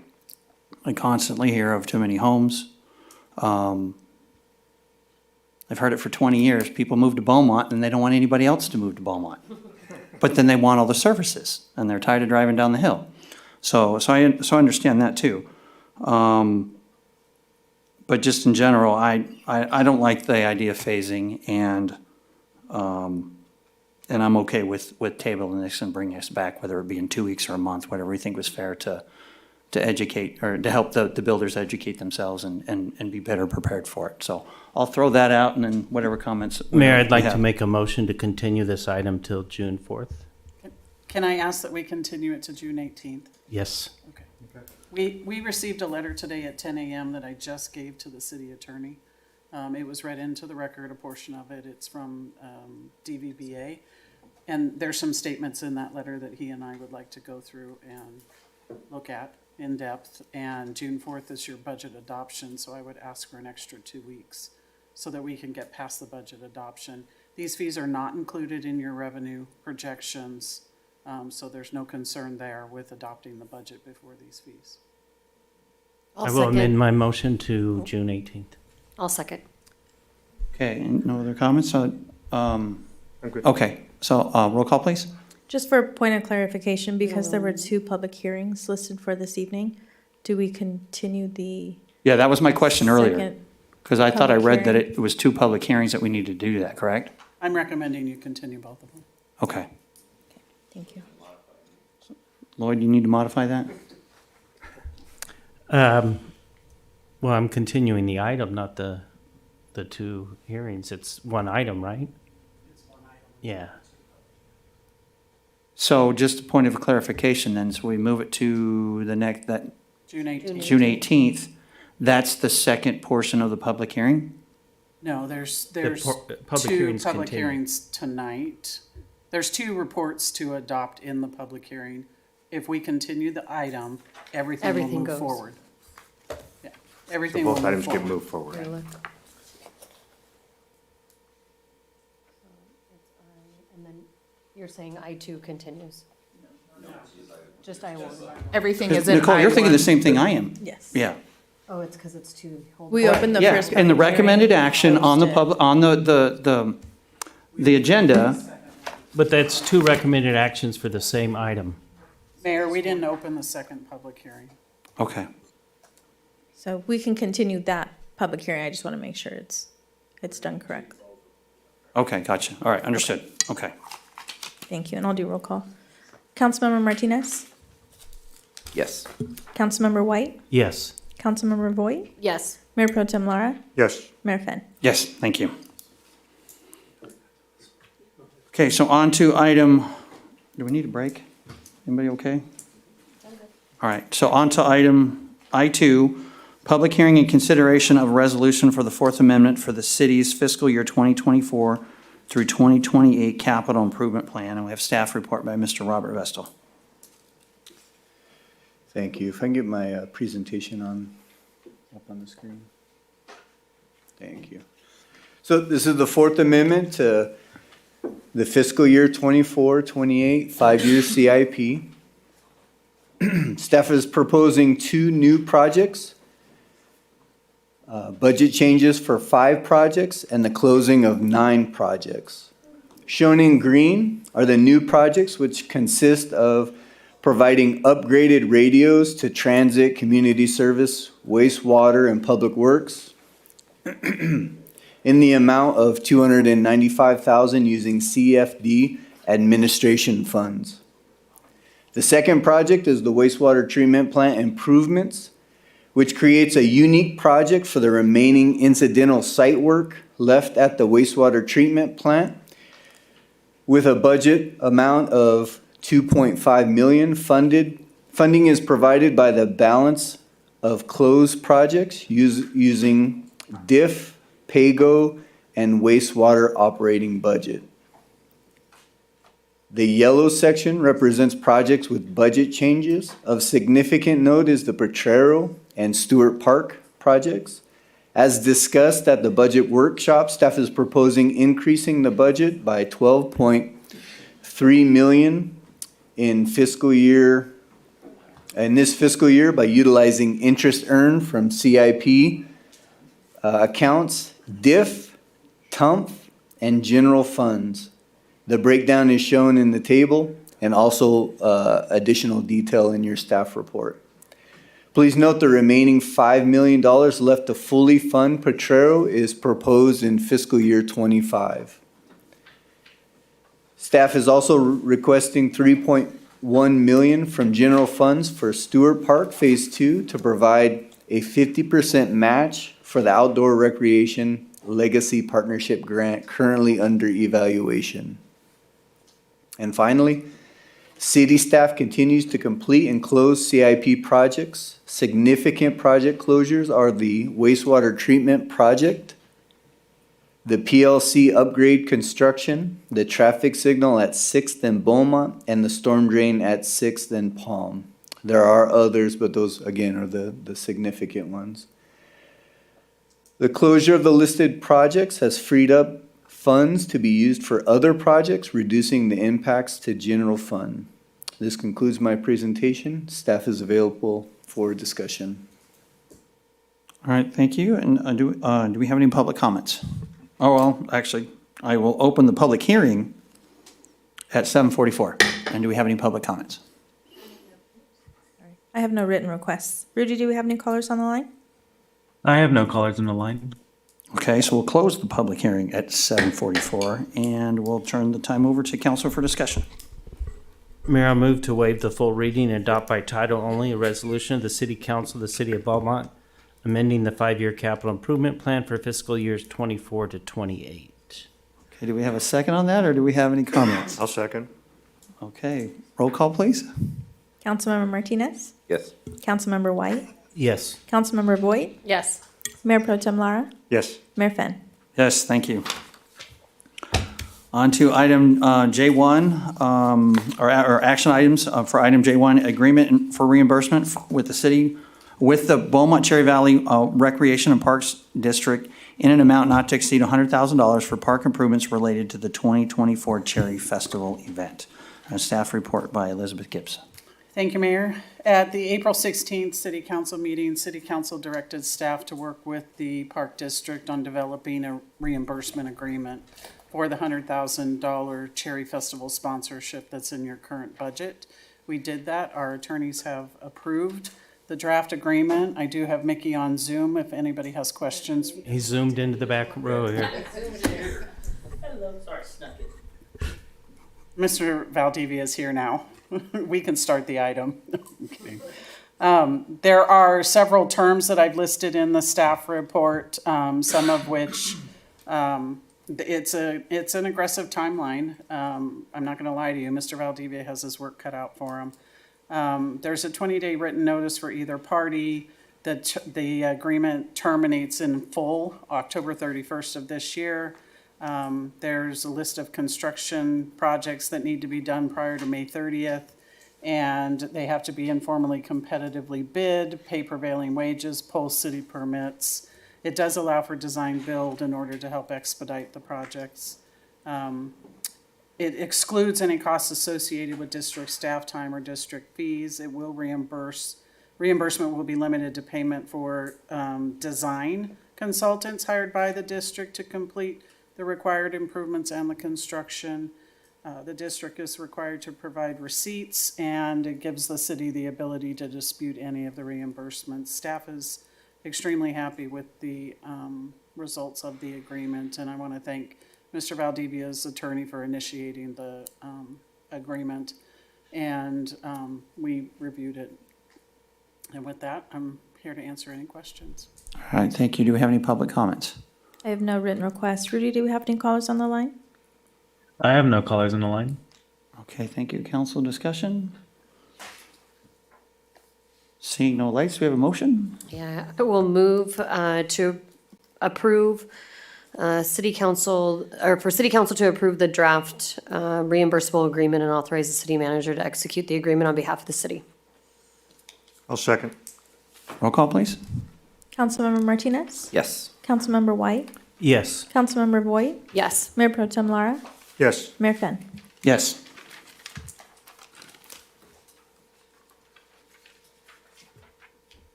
Okay, if it's okay with council, I'd like to change our order a little bit. We're going to skip J2 for the moment and J3, and if we can, so we've got some members in the audience here with us. Let's go to J4, and that's going to award a public works agreement to KGG Concrete, Inc. for construction of the City Hall ADA ramps, and that's a staff report by Mr. Vestal. Mr. Vessel, can you hold on 1 second? I would like to move to approve items J4, J5, J6, J7, and J8, assuming there's no public record request or public comments. So we have J4, J5, J6, J7 and J8, and also without objection from the rest of the council. No objection. Okay, no objection here. Prior to doing that, though, do we have any public comments on any of those items? I have no written requests. Rudy, do we have any callers on the line? I have no callers on the line. Okay, and then I'll be okay with the second, but I want to take it back over to staff for a little bit and at least acknowledge representatives from our supervisor's office that's here tonight. Oh, I'm sorry. Let me amend my. Okay. We'll go J5 through J8. How's that? I'll second. So then so for your amended motion is not including J4. Correct. Correct. So that will leave J3 and J4 for discussion, correct? And J10. Yes. And J, 9, 10.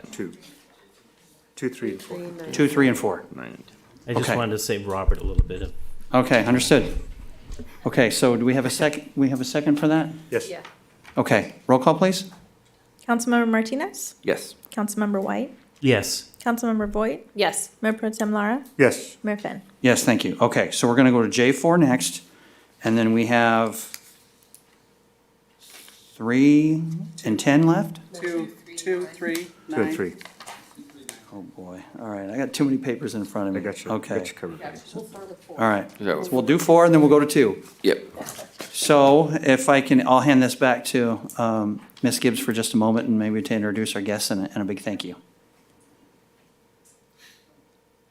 Thank you, Mayor. So from Supervisor Gutierrez's office, we have field rep, correct? Lily, and I'm sure she would like to say a few words. So before we award the contract, I want to give some background on this. This funding came from Supervisor Gutierrez in a conversation that I had with him during the fire truck discussion. And I ran into him at an event and I said, you know, it would be helpful if the county could pitch in $400,000 for a fire truck. And he referred me over to county staff, and through discussions with them, it was decided or disclosed that their public safety ARPA funds had been exhausted. And so they were eager to help us with other projects, and so we came up with this project. And we're very thankful for Supervisor Gutierrez's office, and so I'll turn it over to Lily. All right, welcome, Lily.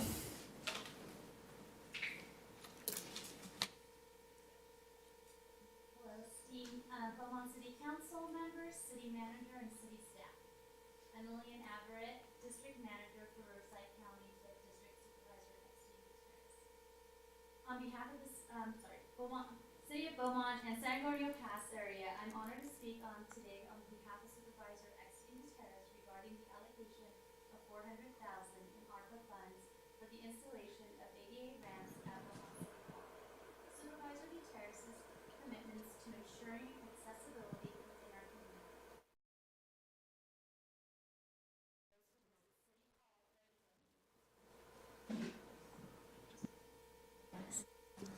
Okay. These ramps will not only benefit those who visit City Hall regularly, but also demonstrate our goals for using ARPA funding to better the community for everyone, and also to make a life little easier for the community members with disabilities. Supervisor Gutierrez's decision to allocate these funds reflect on his dedication to improving the quality of life for all residents of Beaumont. By investing in infrastructure that promotes accessibility, we are creating more equitable community where everyone has the opportunity to thrive, participate in local city governments. I urge the City Council to support Supervisor Gutierrez's efforts to ensure that these funds are used effectively to make Beaumont City Hall more accessible to all. Together, we can create a Thrive community that values the contribution of every individual regardless of their ability. Thank you for your time and consideration. All right, thank you. And do we have any public comments? I have no written requests. Rudy, do we have any callers on the line? I have no callers on the line. Thank you. Lily, thank you. And on behalf of the council to our supervisor, thank you very much. You're welcome. Any other comments from council? Okay, I'll take a motion. I will move to waive all minor bid irregularities and award a public works agreement to KGG Concrete Inc., for construction of the City Hall ADA ramps in an amount not to exceed $390,000, and authorize the city manager to sign change orders up to an additional $10,000 for a total construction amount of $400,000. I'll second that. Roll call, please. Councilmember Martinez? Yes. Councilmember White? Yes. Councilmember Boyd? Yes. Mayor Pro Tem Lara? Yes. Mayor Finn? Yes, thank you. Okay. So then on to item J2. That's our revenue strategy, and we will have a staff report by Jennifer Eustace. Yes, thank you.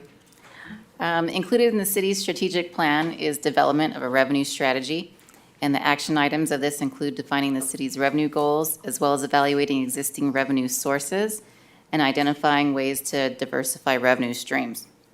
The city's financial policies currently have the revenue goals defined and have been included in the report. And they are: 1, the city will maximize and diversify its revenue base to raise sufficient revenue to support essential city services and to maintain services during periods of declining economic activity. The city's overall revenue structure will be designed to recapture some of the financial benefits resulting from city economic and community development investments. Revenue collection efforts that produce positive net income for city service delivery will be the highest budget priority. And 2, departments that primarily or exclusively operate with non-general fund revenue will minimize reliance on general fund support for discrete programs that are not supported with fees.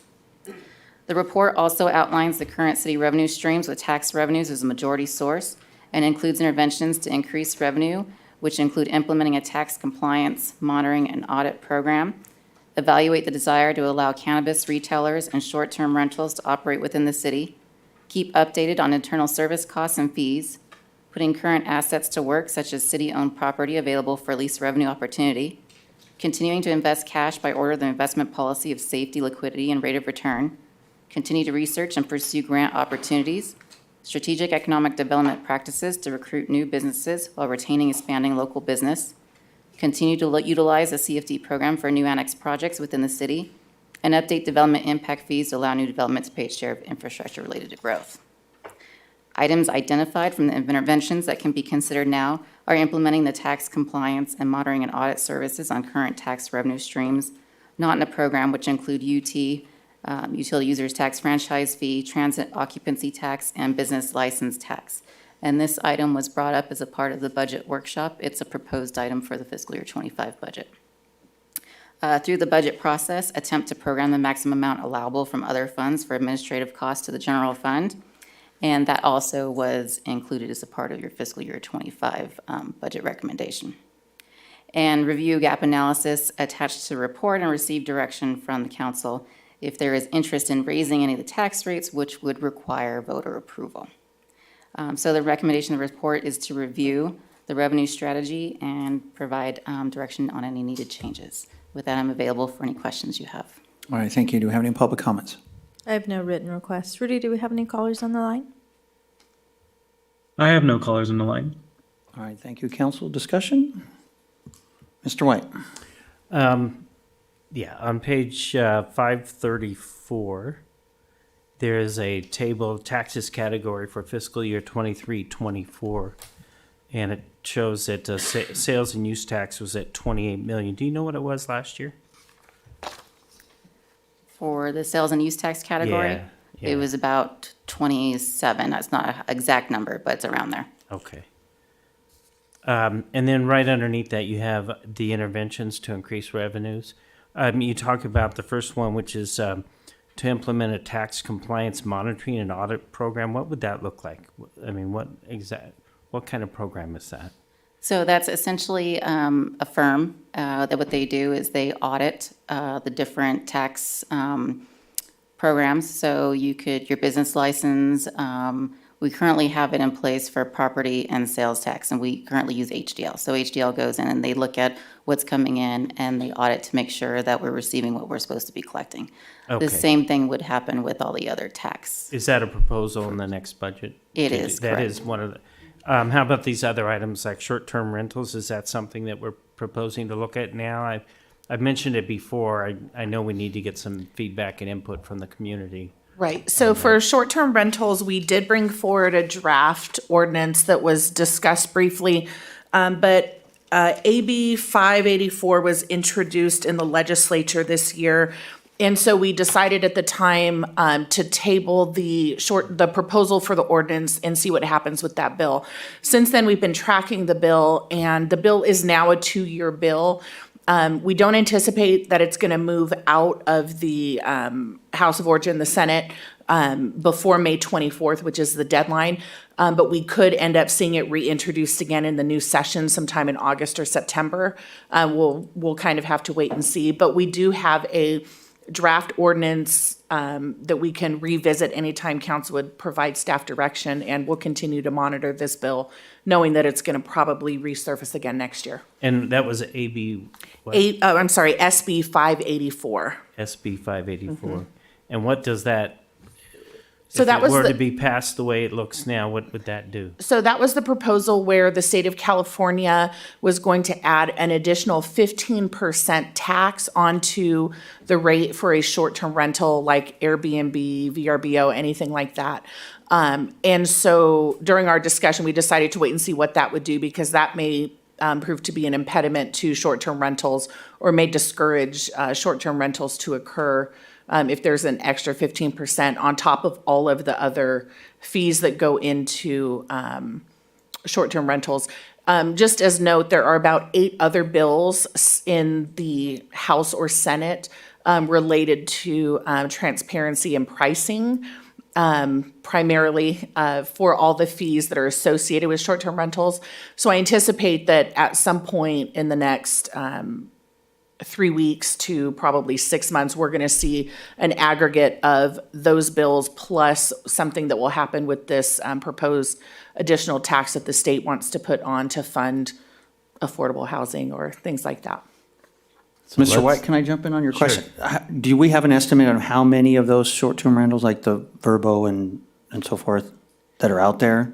It's not very many. I want to say, yeah, it was, yeah, Okay. double digits, but not huge. And we can revisit that. I've got the data somewhere. I'd have to look up. And has that number going up, going down, staying the same? So I know it's- it's hard to kind of guesstimate because you're probably trying to figure out availability at any particular moment, what's out there, right? It's pretty static. When code enforcement has some downtime, which isn't often, but it does occur, they'll spend some time looking on the various sites to see if they can identify, what rentals are up, and then make contact with them to, advise that they need to call City Hall about that, because they're Okay. not technically supposed to be operating. All right, thank you. Back to you, Mr. White.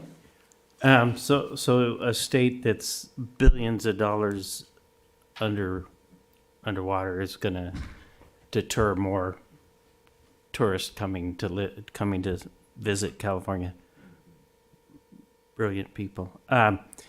So then the next one I wanted to point or ask is to put current assets to work. I know that, I think it was when the mayor came on council, we had made a request back at that time to look at our current assets, which have changed a lot in the last 4 years. So if you're not already planning on doing that, that would be helpful to see which ones we could use to get, what's it say here, to increase revenue on some of those vacant or not yet developed properties. And I got a big red X through cannabis sales, just FYI. And that's all I have. Well, I'll agree with you on that one, on that last comment. Ms. White? Yeah, as would I. The other thing I'd like to just note is that I would not entertain a raise in taxes to support that currently. So just thought I'd. Is that on here? Yeah, just. The staff didn't recommend it. Yeah. Yeah, it's just if you wanted to review your current tax rates. And so there's a basic gap analysis that is included with your report that kind of compares tax rates to local cities. I will note that I was a little optimistic on the sales tax portion. There's a formula error, so the amount of potential increase is only about 70,000 on that item. So there's one correction on there. But you can look at the gap analysis, which shows you your sales tax rates, utility users tax, and transit occupancy tax rates in comparison to your neighbors. All right, thank you, Mr. Martinez. Yeah, so on the gap analysis, you had the UUT highlighted there. Are we trying to say that the 3% on the average around is 5%, that we should consider maybe moving that up? The average was 5%, so that Right. was identified as one of your items that was out of Under. range. Okay. And I cannot find it for the life of me, but somewhere I read about fines, trying to make sure we get somebody to go and see the gap between fines and if we're making sure everyone's in compliance. Did I read that in my dreams or somewhere? Because I have it on my notes, but I can't find it on the report. The tax, I think you're talking the tax and audit compliance that we discussed. So yeah, so they would look at what is coming in and audit those. And then essentially they would work with local businesses and ensure that we're receiving the amounts that we're supposed to be Okay, getting. that's what I did, okay. Just as a reminder, council conceptually approved that at the budget workshop. Right, and I was just wondering, about our compliance, because I know we haven't had the most compliant with some businesses lately, and I just wanted to make sure that we're following up, and if that was an area that we're having issues with, that we make sure that we follow up with that, because that is something due to the city that was, I think, needs to be addressed. And I think that was it. Thank you. Okay, I don't see any other lights on. Any other questions from council or direction to give to staff? Staff, have any questions for us? If you like the revenue strategy the way it is, then we can proceed. And I think you're all in agreement that cannabis is off the table. You want us to look into short-term rental, and then use of assets, is that correct? And then just an extra comment then for the TOT tax with our economic development efforts and so forth of if there's a need for hotels that we have it, let's go chase down that business, and so forth. Which just something I'd like to add to that. Other than that, I think we're good and okay. All right, thank you. So on to item J3, Beaumont Unified School District Pool MOU, and our staff report by Mr. Doug Story. Good evening, Mayor and Council. As you're aware, in 2021, we conducted a pool study about the former pool that we used to have here in the city of Beaumont. Due to some of the extreme maintenance deficiencies and just the age of the pool, it was determined at that time to remove it. So since we've removed that, one of the bystander programs of that decision has been the discontinuation of swim lessons offered in our community.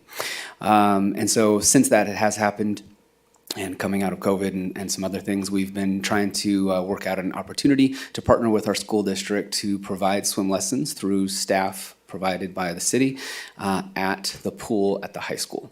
And this MOU is a reflection of those negotiations and those talks with their staff to provide that opportunity for our residents. This is a program that our department feels is something that's of value to offer to our residents. Some residents have access to pools, whether they're through their HOA or their own private pools, but many residents don't have access to those pools. And being able to provide a community with the opportunity to provide swim lessons is something that we feel is a worthwhile endeavor. So we initiated this process to create this MOU and this partnership with the school district.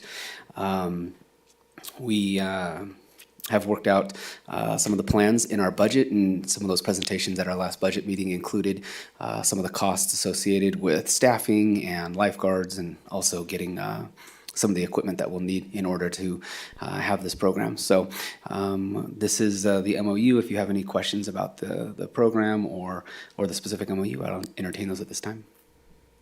All right, thank you. Do you have any public comments? I have no written requests. Rudy, do we have any callers on the line? I have no callers on the line. All right, thank you. And so the council, Ms. Voigt?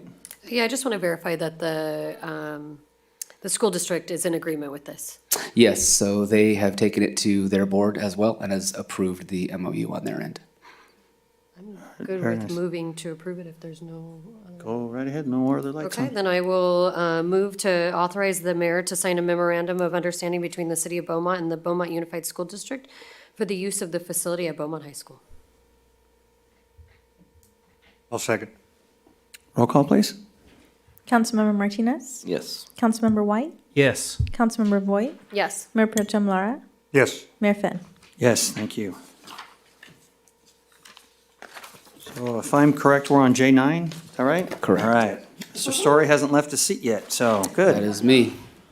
So J9 is to approve a professional services agreement for Stash, Stash.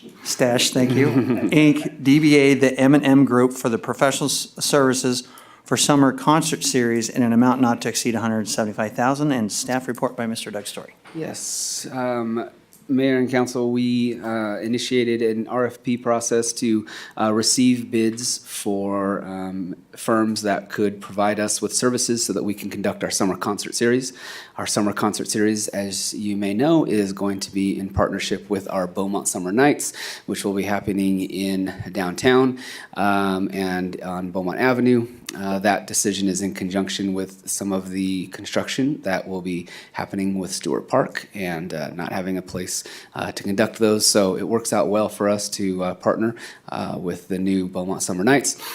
In order to do that, we want to partner with a firm that can offer summer concert series. So they would be providing the technical equipment, the mobile stage, the setup, the staff to operate the sound and lighting and video, and then also provide the artists. So we sent out the RFP. We did receive some responses to that. One of the responses we deemed as that was not responsive, and it was because they didn't include in their costs any of the bands, and so we would still have to go out on our own and find the bands.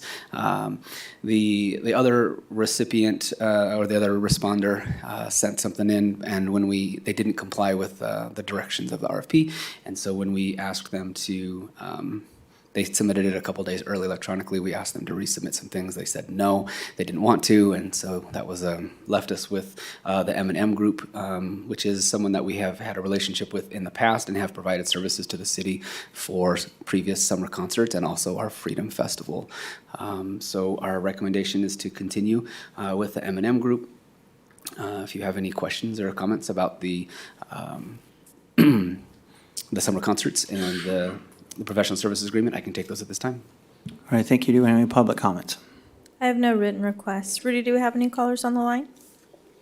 I have no callers on the line. All right, thank you. Council discussion, or Mr. Martinez? Yeah, Mr. Story, just give me the vision on where it's going to be and what it's going to look like. Yeah, sure. We're looking at Beaumont Summer Nights is going to operate from 6th Street up until 8th Street on Beaumont Avenue. And we are going to be placing the stage. The plan is to put it on 7th Street on the west side. So between Beaumont and Euclid, essentially, but right there on Beaumont Avenue. But we're going to close from Euclid to Beaumont Avenue on 7th Street, right below Tacos El Checo. That's my taco spot. I don't know. There's some other things in that place as well, that other business right there on 7th Street, right across from Craft Lounge. So initially, when we talked about Beaumont Summer Nights, we were trying to do just a concentration on the nights, and then we were going to put music and then, but not a lot of seating because we wanted people to move. Is that still the vision? Yeah. And then on the ones where we have this big event, then we move it down there? Is that what we're doing? The plan is still going to be to offset the stage into 7th Street so that people can, at that intersection of Beaumont and 7th, they can still be in front of the stage to listen to music. But we're looking at a configuration that'll allow people to, to move up and down Beaumont Avenue, because our plan is to have vendors on both sides, north and south of 7th Street. Are we allowing seating to bring in their lawn chair up there? Here's my concern. Is originally the concept was great, and I bought into the summer nights, and then there's the kind of a little band and stuff, and because having a nice festive moment. But now when I hear summer concert series, I'm afraid that the town is gonna start saying, oh, it's back again, and poof, here we've got 20,000 people again coming to a little intersection. So I'm concerned about that. So if you can make me feel better about the logistics. Yeah, if 20,000 people showed up, that would be a large amount in that intersection, I'm known to absolutely. exaggerate. And our vendors at Beaumont Summer Nights would probably love us. They would absolutely love us. So would the downtown businesses. But our plan is there's a couple of things that we're strategically doing. So the talent and the budget that we're doing for each of these, there's more. So last year we did 3 summer concerts and the 4th of July. So now we're doing 7. And so we've adjusted the budgets, and with doing that, it also adjusts the talent level, I guess you would say. I don't not to be mean, but I mean, there's levels. And so the level that we're at is a different level than it was in previous years.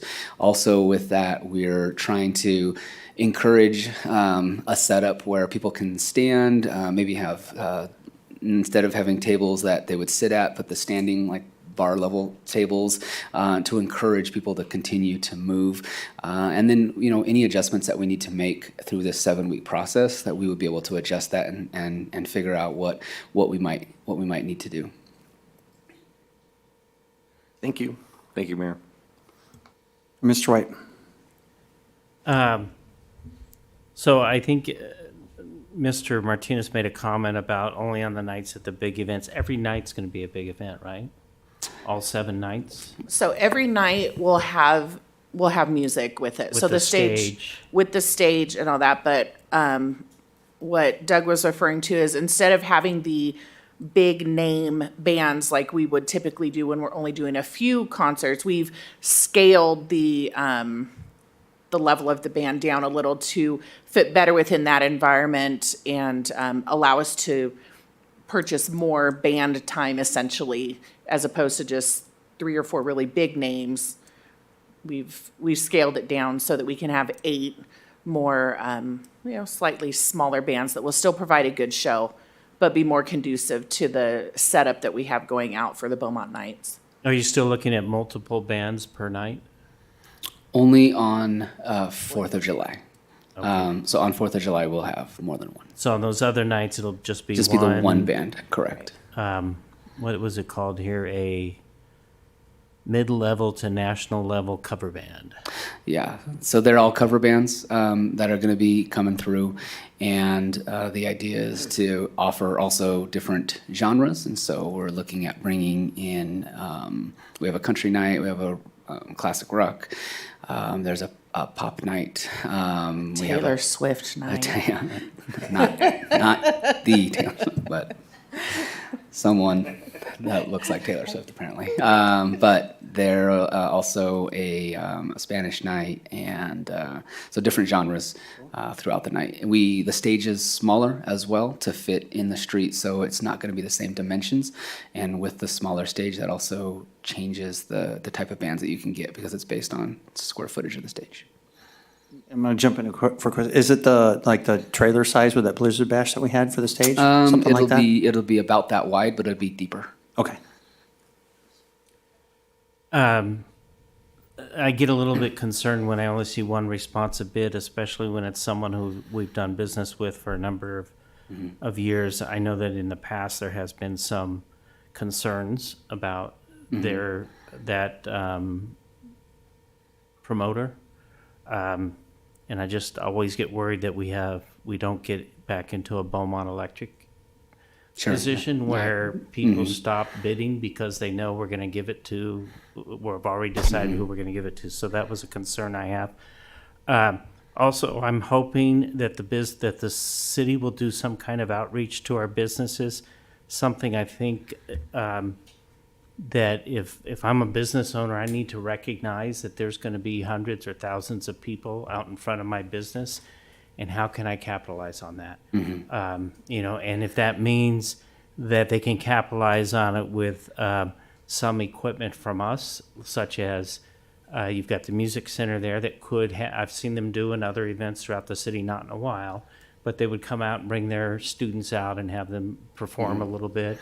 If we can provide some some backup equipment, like maybe stands or tables or chairs. I just think we really need to reach out. I think it's something that I would hope our chamber would do, but I think that the city should take the lead on trying to reach out to these businesses and saying, like the restaurant businesses, maybe put some tables out in your parking lot and serve your pizza or whatever there.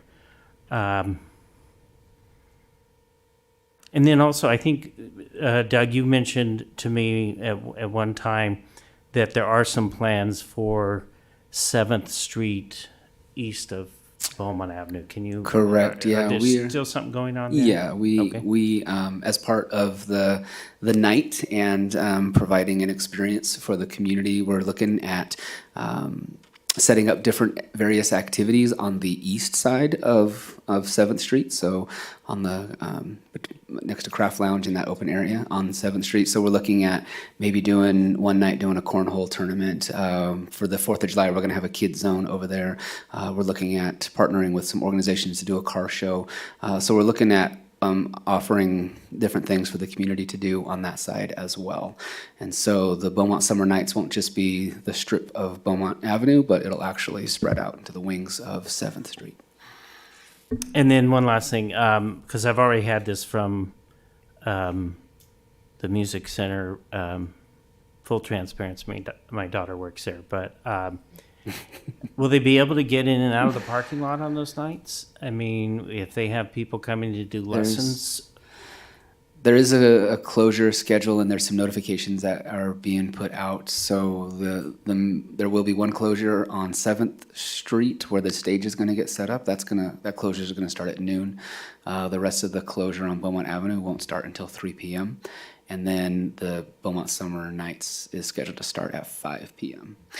So those will be the closures. There's some alley access that a majority of the businesses do have access to. And so for that 2-hour time period or however late they're open, we're hoping that alley access and using the alleys between Euclid and Beaumont for the music center, that they'll be able to access that, come around Yum Yum Donuts and make their way up if they need to.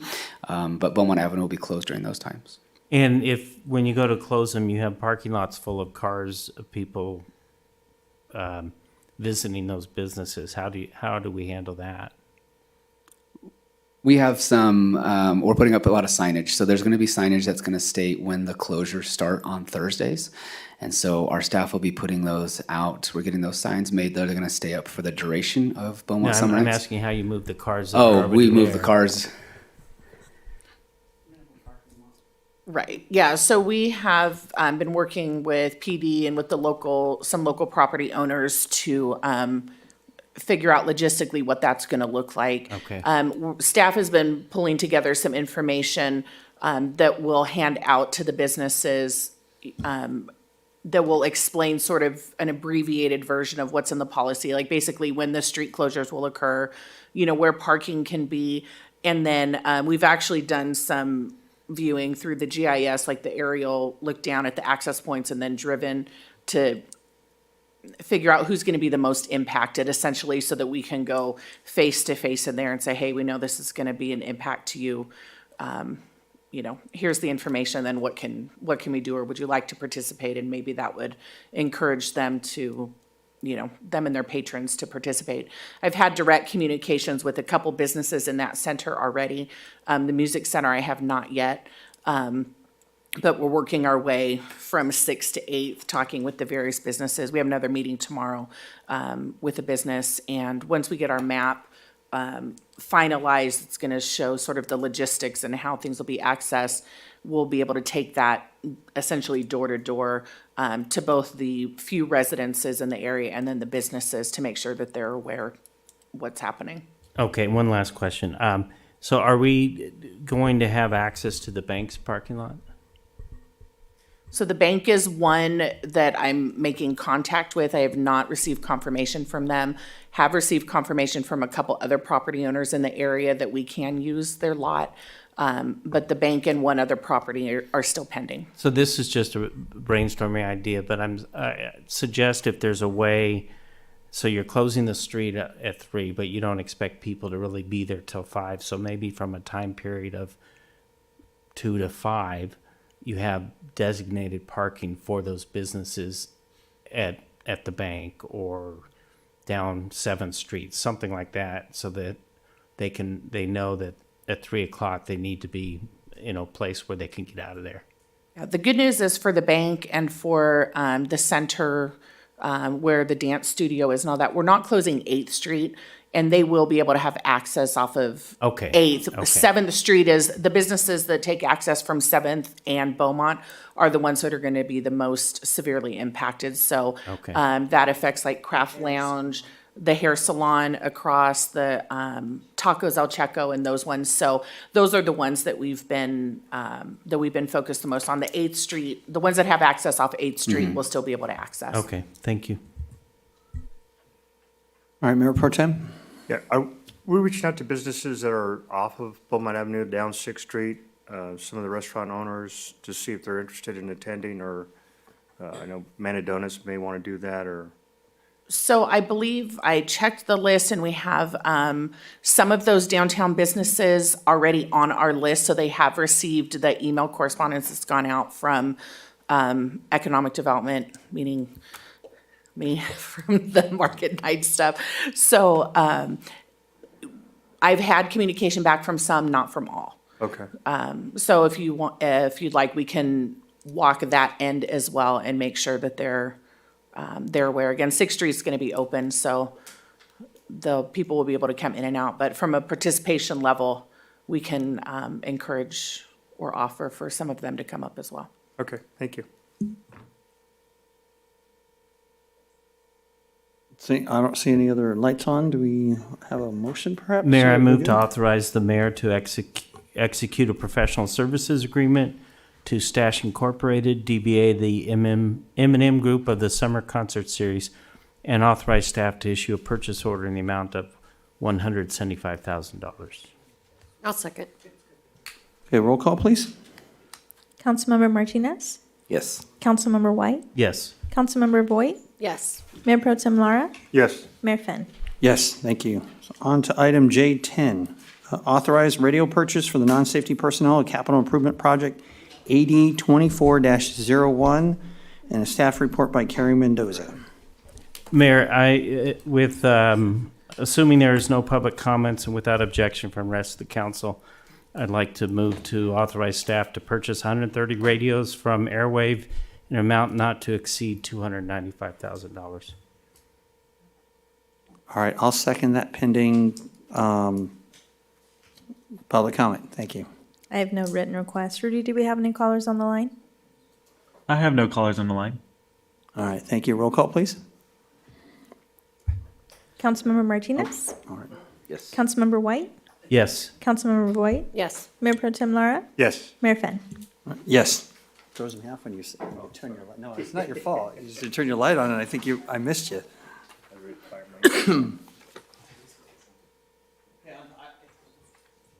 On to item K, legislative updates and discussion. Thank you, Mayor. I covered part of what I was going to cover regarding SB 584 during the previous discussion. So with that, I will just recap a little bit of information regarding the remainder of the legislative session. So May 24th is the deadline for bills to pass out of their House of Origin. June 15th is the deadline by which the legislature must pass their main budget bill. June 30th, deadline for the governor to sign the budget bill. The legislature will be out on recess from July 5th through August 4th. And then August 31st is the last day for legislature to pass bills, and it is the end of the legislative session.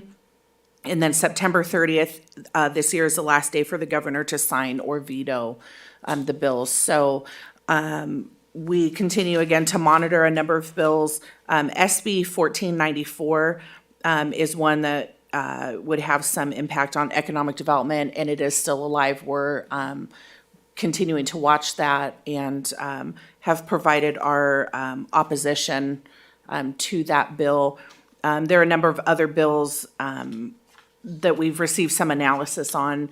that our PPG, our state lobbyist, is actively working on for us in Sacramento. So I anticipate that we will have a representative from RPPG here to provide an end of session update to council at the second meeting in June. And in the meantime, if there's anything significant that comes up in the next 3 weeks, we'll be notifying council.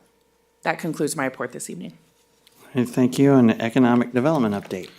So we do have an Economic Development Committee meeting tomorrow, and although there are no new agenda items on scheduled for that meeting, we have a number of updates that we'll be providing to the committee on projects that are taking place, and then if there's any direction, we'll receive from the committee as well on some of the things that are outstanding. That concludes my report.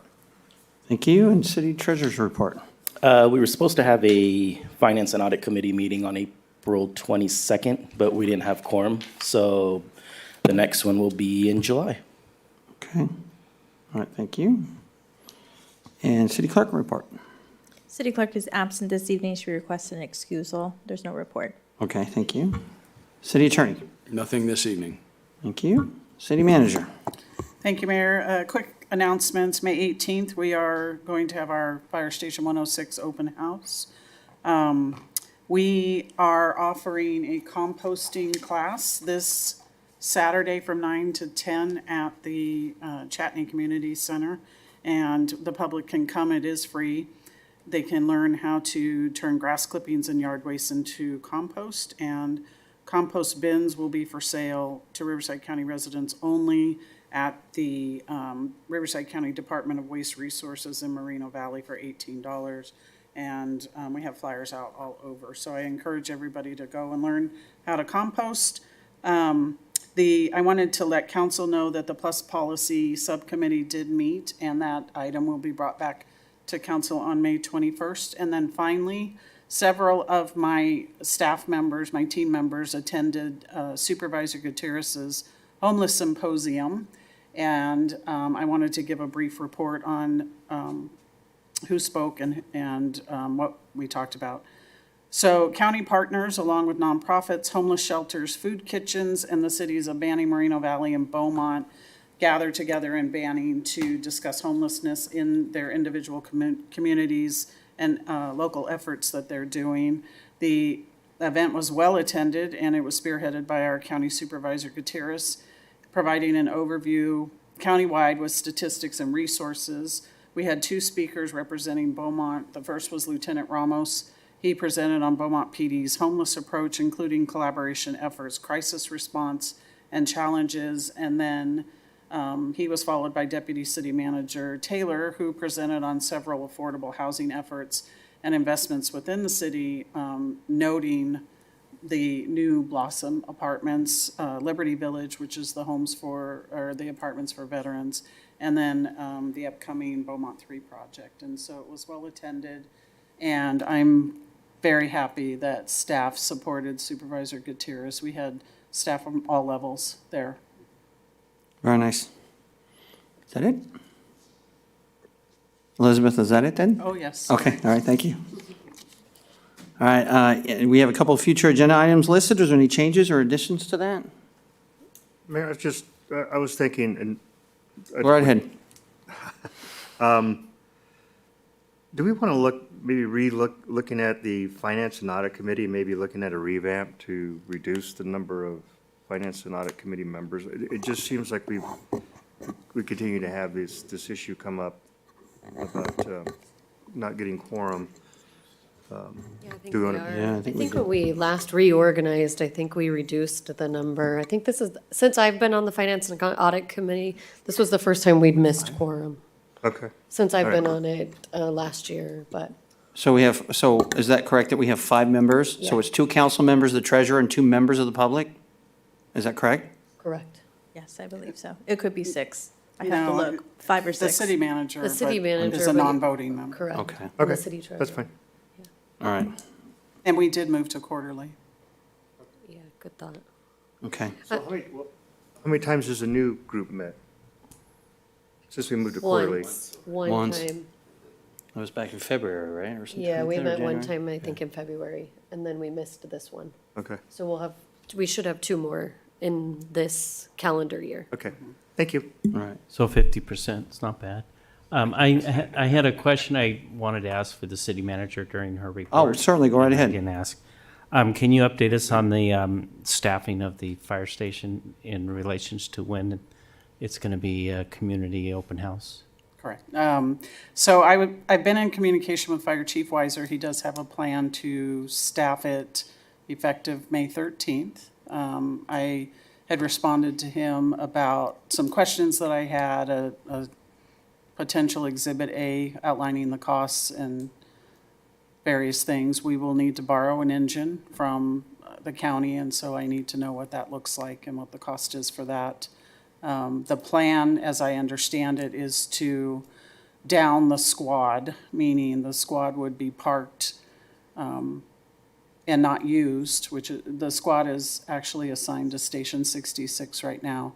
And so what he's proposing is to take the staff from that squad and relocate just the staff to 106 and match them with 4 more staff members from around the county to make 9 to staff an engine at 106. So the squad would be out of service until the actual positions that have been authorized are filled. And I do understand that Sacramento has issued the position control numbers and they're in recruitment right now. But I have not heard back from him. I understand he's in Sacramento for an event. So I have not, I don't have confirmed numbers, but that's the plan that was proposed as of Thursday. Are you happy with the plan? I am, so that we get bodies in that station. I do have some questions about not having a squad in service. So we won't have any squad in service then? Correct. And so every time there's a squad event, it's a full engine going out? Correct. Mhm. Okay. I am reassured by the fire chief that it would be limited to 120 days for recruitment. However, I also asked, what is the trigger for that 120 days? I thought it was the letter that I sent in February, and so I have not received a response back. Well, you know, it's frustrating because he's up there at the ribbon cutting, taking all sorts of credit and explaining how long it's taken us to get to where we are. And for him to be in a position to say, well, yeah, you guys have been working on this for 30 years, and I'm so glad we got a project here. But oh, by the way, yeah, we haven't figured out the staffing yet. I think that is, I got a real problem with that. I'll remember that next time they want another truck or an engine. Thank you. Thank you, Mr. White. Did you have an addition to the future agenda? Yes, I Okay, did. go right Thank you. I know on this agenda, I know we approved it pretty quickly, but J8 was regarding the arborist. I would like to see if we can get maybe just a count of our trees and maybe just a report out to us on, you know, what does the city own and what are we actually, what is being encompassed within that contract. So I would like to see that come back. Would you like us to invite West Coast Arborist to come for that presentation? We have the number of trees. It's somewhere around 9,500 trees that the city owns. It's a lot of trees. I mean, Oakview. Yeah. If you give Doug about 5 minutes, he can tell you that. I mean, I think that would be, I would like to see one, sure, a presentation, sure, we can do that. Just kind of what they do and how Yeah, they do it. overall, I think, and I mean, we. Isaac was actually here.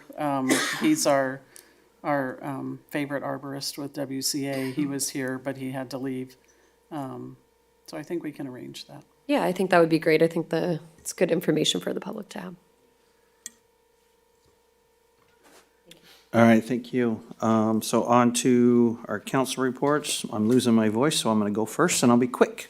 On the 17th, I attended our Citizens Academy graduation, so I wanted to congratulate all those who got involved to learn about how our police department operates and so forth. So that was very nice. I had a good-sized class and so forth. And then on the 29th, I attended a Zoom meeting with our county treasurer's office, PIO, Public Information Officer, for a meet and greet. And we put him in contact with Mr. Doug Story with hopefully upcoming workshop on property taxes to help better inform our public. So that is my report for the evening, and we'll go to Mayor Pro Tem. Thank you, Mayor. On May 20th, I have the past zone meeting coming up, just FYI. And that's all I have tonight. Thank you, Mayor. All right, thank you. Mr. White. So the IOA tournament was a huge success, very exciting. The lady who won it, I think she won by 10 strokes, and she set a tournament record. It was only her third tournament since she turned pro. Her first two tournaments, she didn't make the cut, and she told us when she accepted her trophy that she'd actually thought about quitting. I think she got $30,000 for the win. The turnout at the pool party was double what I've seen in years before. But the turnout at the golf course, the Pro-Am had double the number of teams entered, so it's doing really well. But I think we really need to get the word out to places like Redlands, Moreno Valley, people out in the desert that, hey, this event's here, because when I mention it to people I work with, they have no idea. And some of them are, oh, that's great, but I've already got stuff planned that weekend. We had another 2x2x3 meeting, and then we followed that up with a meeting with our consultants, and we have another 2x2x3 meeting on May 13th, right? And the LEAC event, for those who went, that was a great event as well. We got a lot of awards, a number of detectives, as well as a couple Lifetime Achievement Awards, I believe, or at least one. And then tomorrow we are having our RCTC meeting in Palm Springs. We do it once a year. We do it out in the desert. The big item that's on the agenda tomorrow is that there are representatives out in the desert and representatives in Temecula, Murrieta, who want to have our meeting held remotely, our standing main meeting. So we've been against that for a number of times that we voted on it. In order to do that, the RCTC is going to have staff in both locations, and it'll be interesting. The last time it failed pretty miserably, but so that'll be an interesting discussion tomorrow as to whether or not. And I tell you guys that, number one, so that if you do come, it's in Palm Springs this time, not in Riverside. And then one last thing, we're going to do a tele-town hall here for our CTC. It's a online phone conference call type town hall. It's going to be hosted by RCTC. They're doing one in Western Riverside County and one, I think, out in the desert is the other event. So that should be interesting to see how that goes. And it'll all be about the traffic relief plan. And that's all I have. All right, thank you, sir. Mr. Martinez. Thank you, Mayor. So I attended SCAG conference out in the desert. It went really well. It was a little smaller than it has been in the past, but it worked out okay. I was a little disappointed the vendors were a little less than normal, but it was okay. I enjoyed it. I did talk to our West Coast Arbor rep, though. I thought it was interesting you mentioned that, because we had a good little talk about their services, and I had a few residents concerned about the trees along Beaumont Avenue and how the roots are coming up to the surface. So we talked a little bit about that, and it was interesting. So I'm glad I have them aboard, or we have them aboard. I think they're really good at what they do. I attended the 2x2x3 also with Mr. White and the Plus Committee as well. We met. I enjoyed the finance workshop. Again, it was very informative and well done. We're doing great, and I can see why we're getting awards for it, because I think we're doing a great job. So Jennifer, if she's around, great job for that. RCA attended. We approved our budget for fiscal year 24-25. Saboba Indians has a village project in San Jacinto that they're requesting I call it a land swap. It's called a request for criteria refinement. And basically, we're taking land that was in the cell and they're allowing them to do their project, but we're getting land somewhere else. And in this case, it's a better deal because we get more land, it covers more species, and it's a better location than that other one was anyway. So we're pretty happy with that. So we approved that as well. And that is all. Thank you, sir. No more species. They don't do species of the month anymore. What? Yeah. So you're not going to continue it for us? No, I will because they do a spotlight species, so I'll dig that up and Oh, I we'll like do that. that. So Something I'll to create look my forward own. to. How about that? We'll do that. Very nice. Nice cliffhanger. Thank you, sir, and Ms. White. Thank you. Last week I attended the city selection committee on behalf of Mayor Finn. During that committee, they elected Colleen as the chair, Colleen with Banning as the chair, and approved Michael Vargas to another 4-year term for LAFCO. He is the current mayor of Paris, and they nominated and elected an alternate city member to LAFCO, and that is Linda with our neighboring city of Calamasa. And she also has a 4-year term, and Steve Manos, the mayor of Lake Elsinore, was reappointed to the Airport Land Use Committee. And that is all I have. All right, thank you. So, go right I ahead. forgot to say the city of Banning won the cup. So we need to get, I have it at home, we need to get a little thing on it, and anyone who wants to see something really, a lot of fun can join me, and we'll go over to their council meeting and hand off the trophy. I hear that it's quite an adventure going to a Banning council meeting. Oh, I went with you last time, I remember. What's that? I went with you last time, I remember. Oh, you were there too. Yeah, we went. Yeah, we Okay. went there. This is the second year in a row that they've won it. Yep. Got some ringers, huh? Yep. Any chance of getting the winner on our next team next year? Will your shoulder be back by then? My right shoulder maybe. Oh, there's the other one going. Yeah, Okay. yeah, we'll see. Chief, don't you have anyone on the force that can play golf? Banning put out at least one cop who could play golf. Okay. All right, start practicing now, right? All right, so with that, congrats to Banning, and we'll adjourn our meeting at 8:46. Right.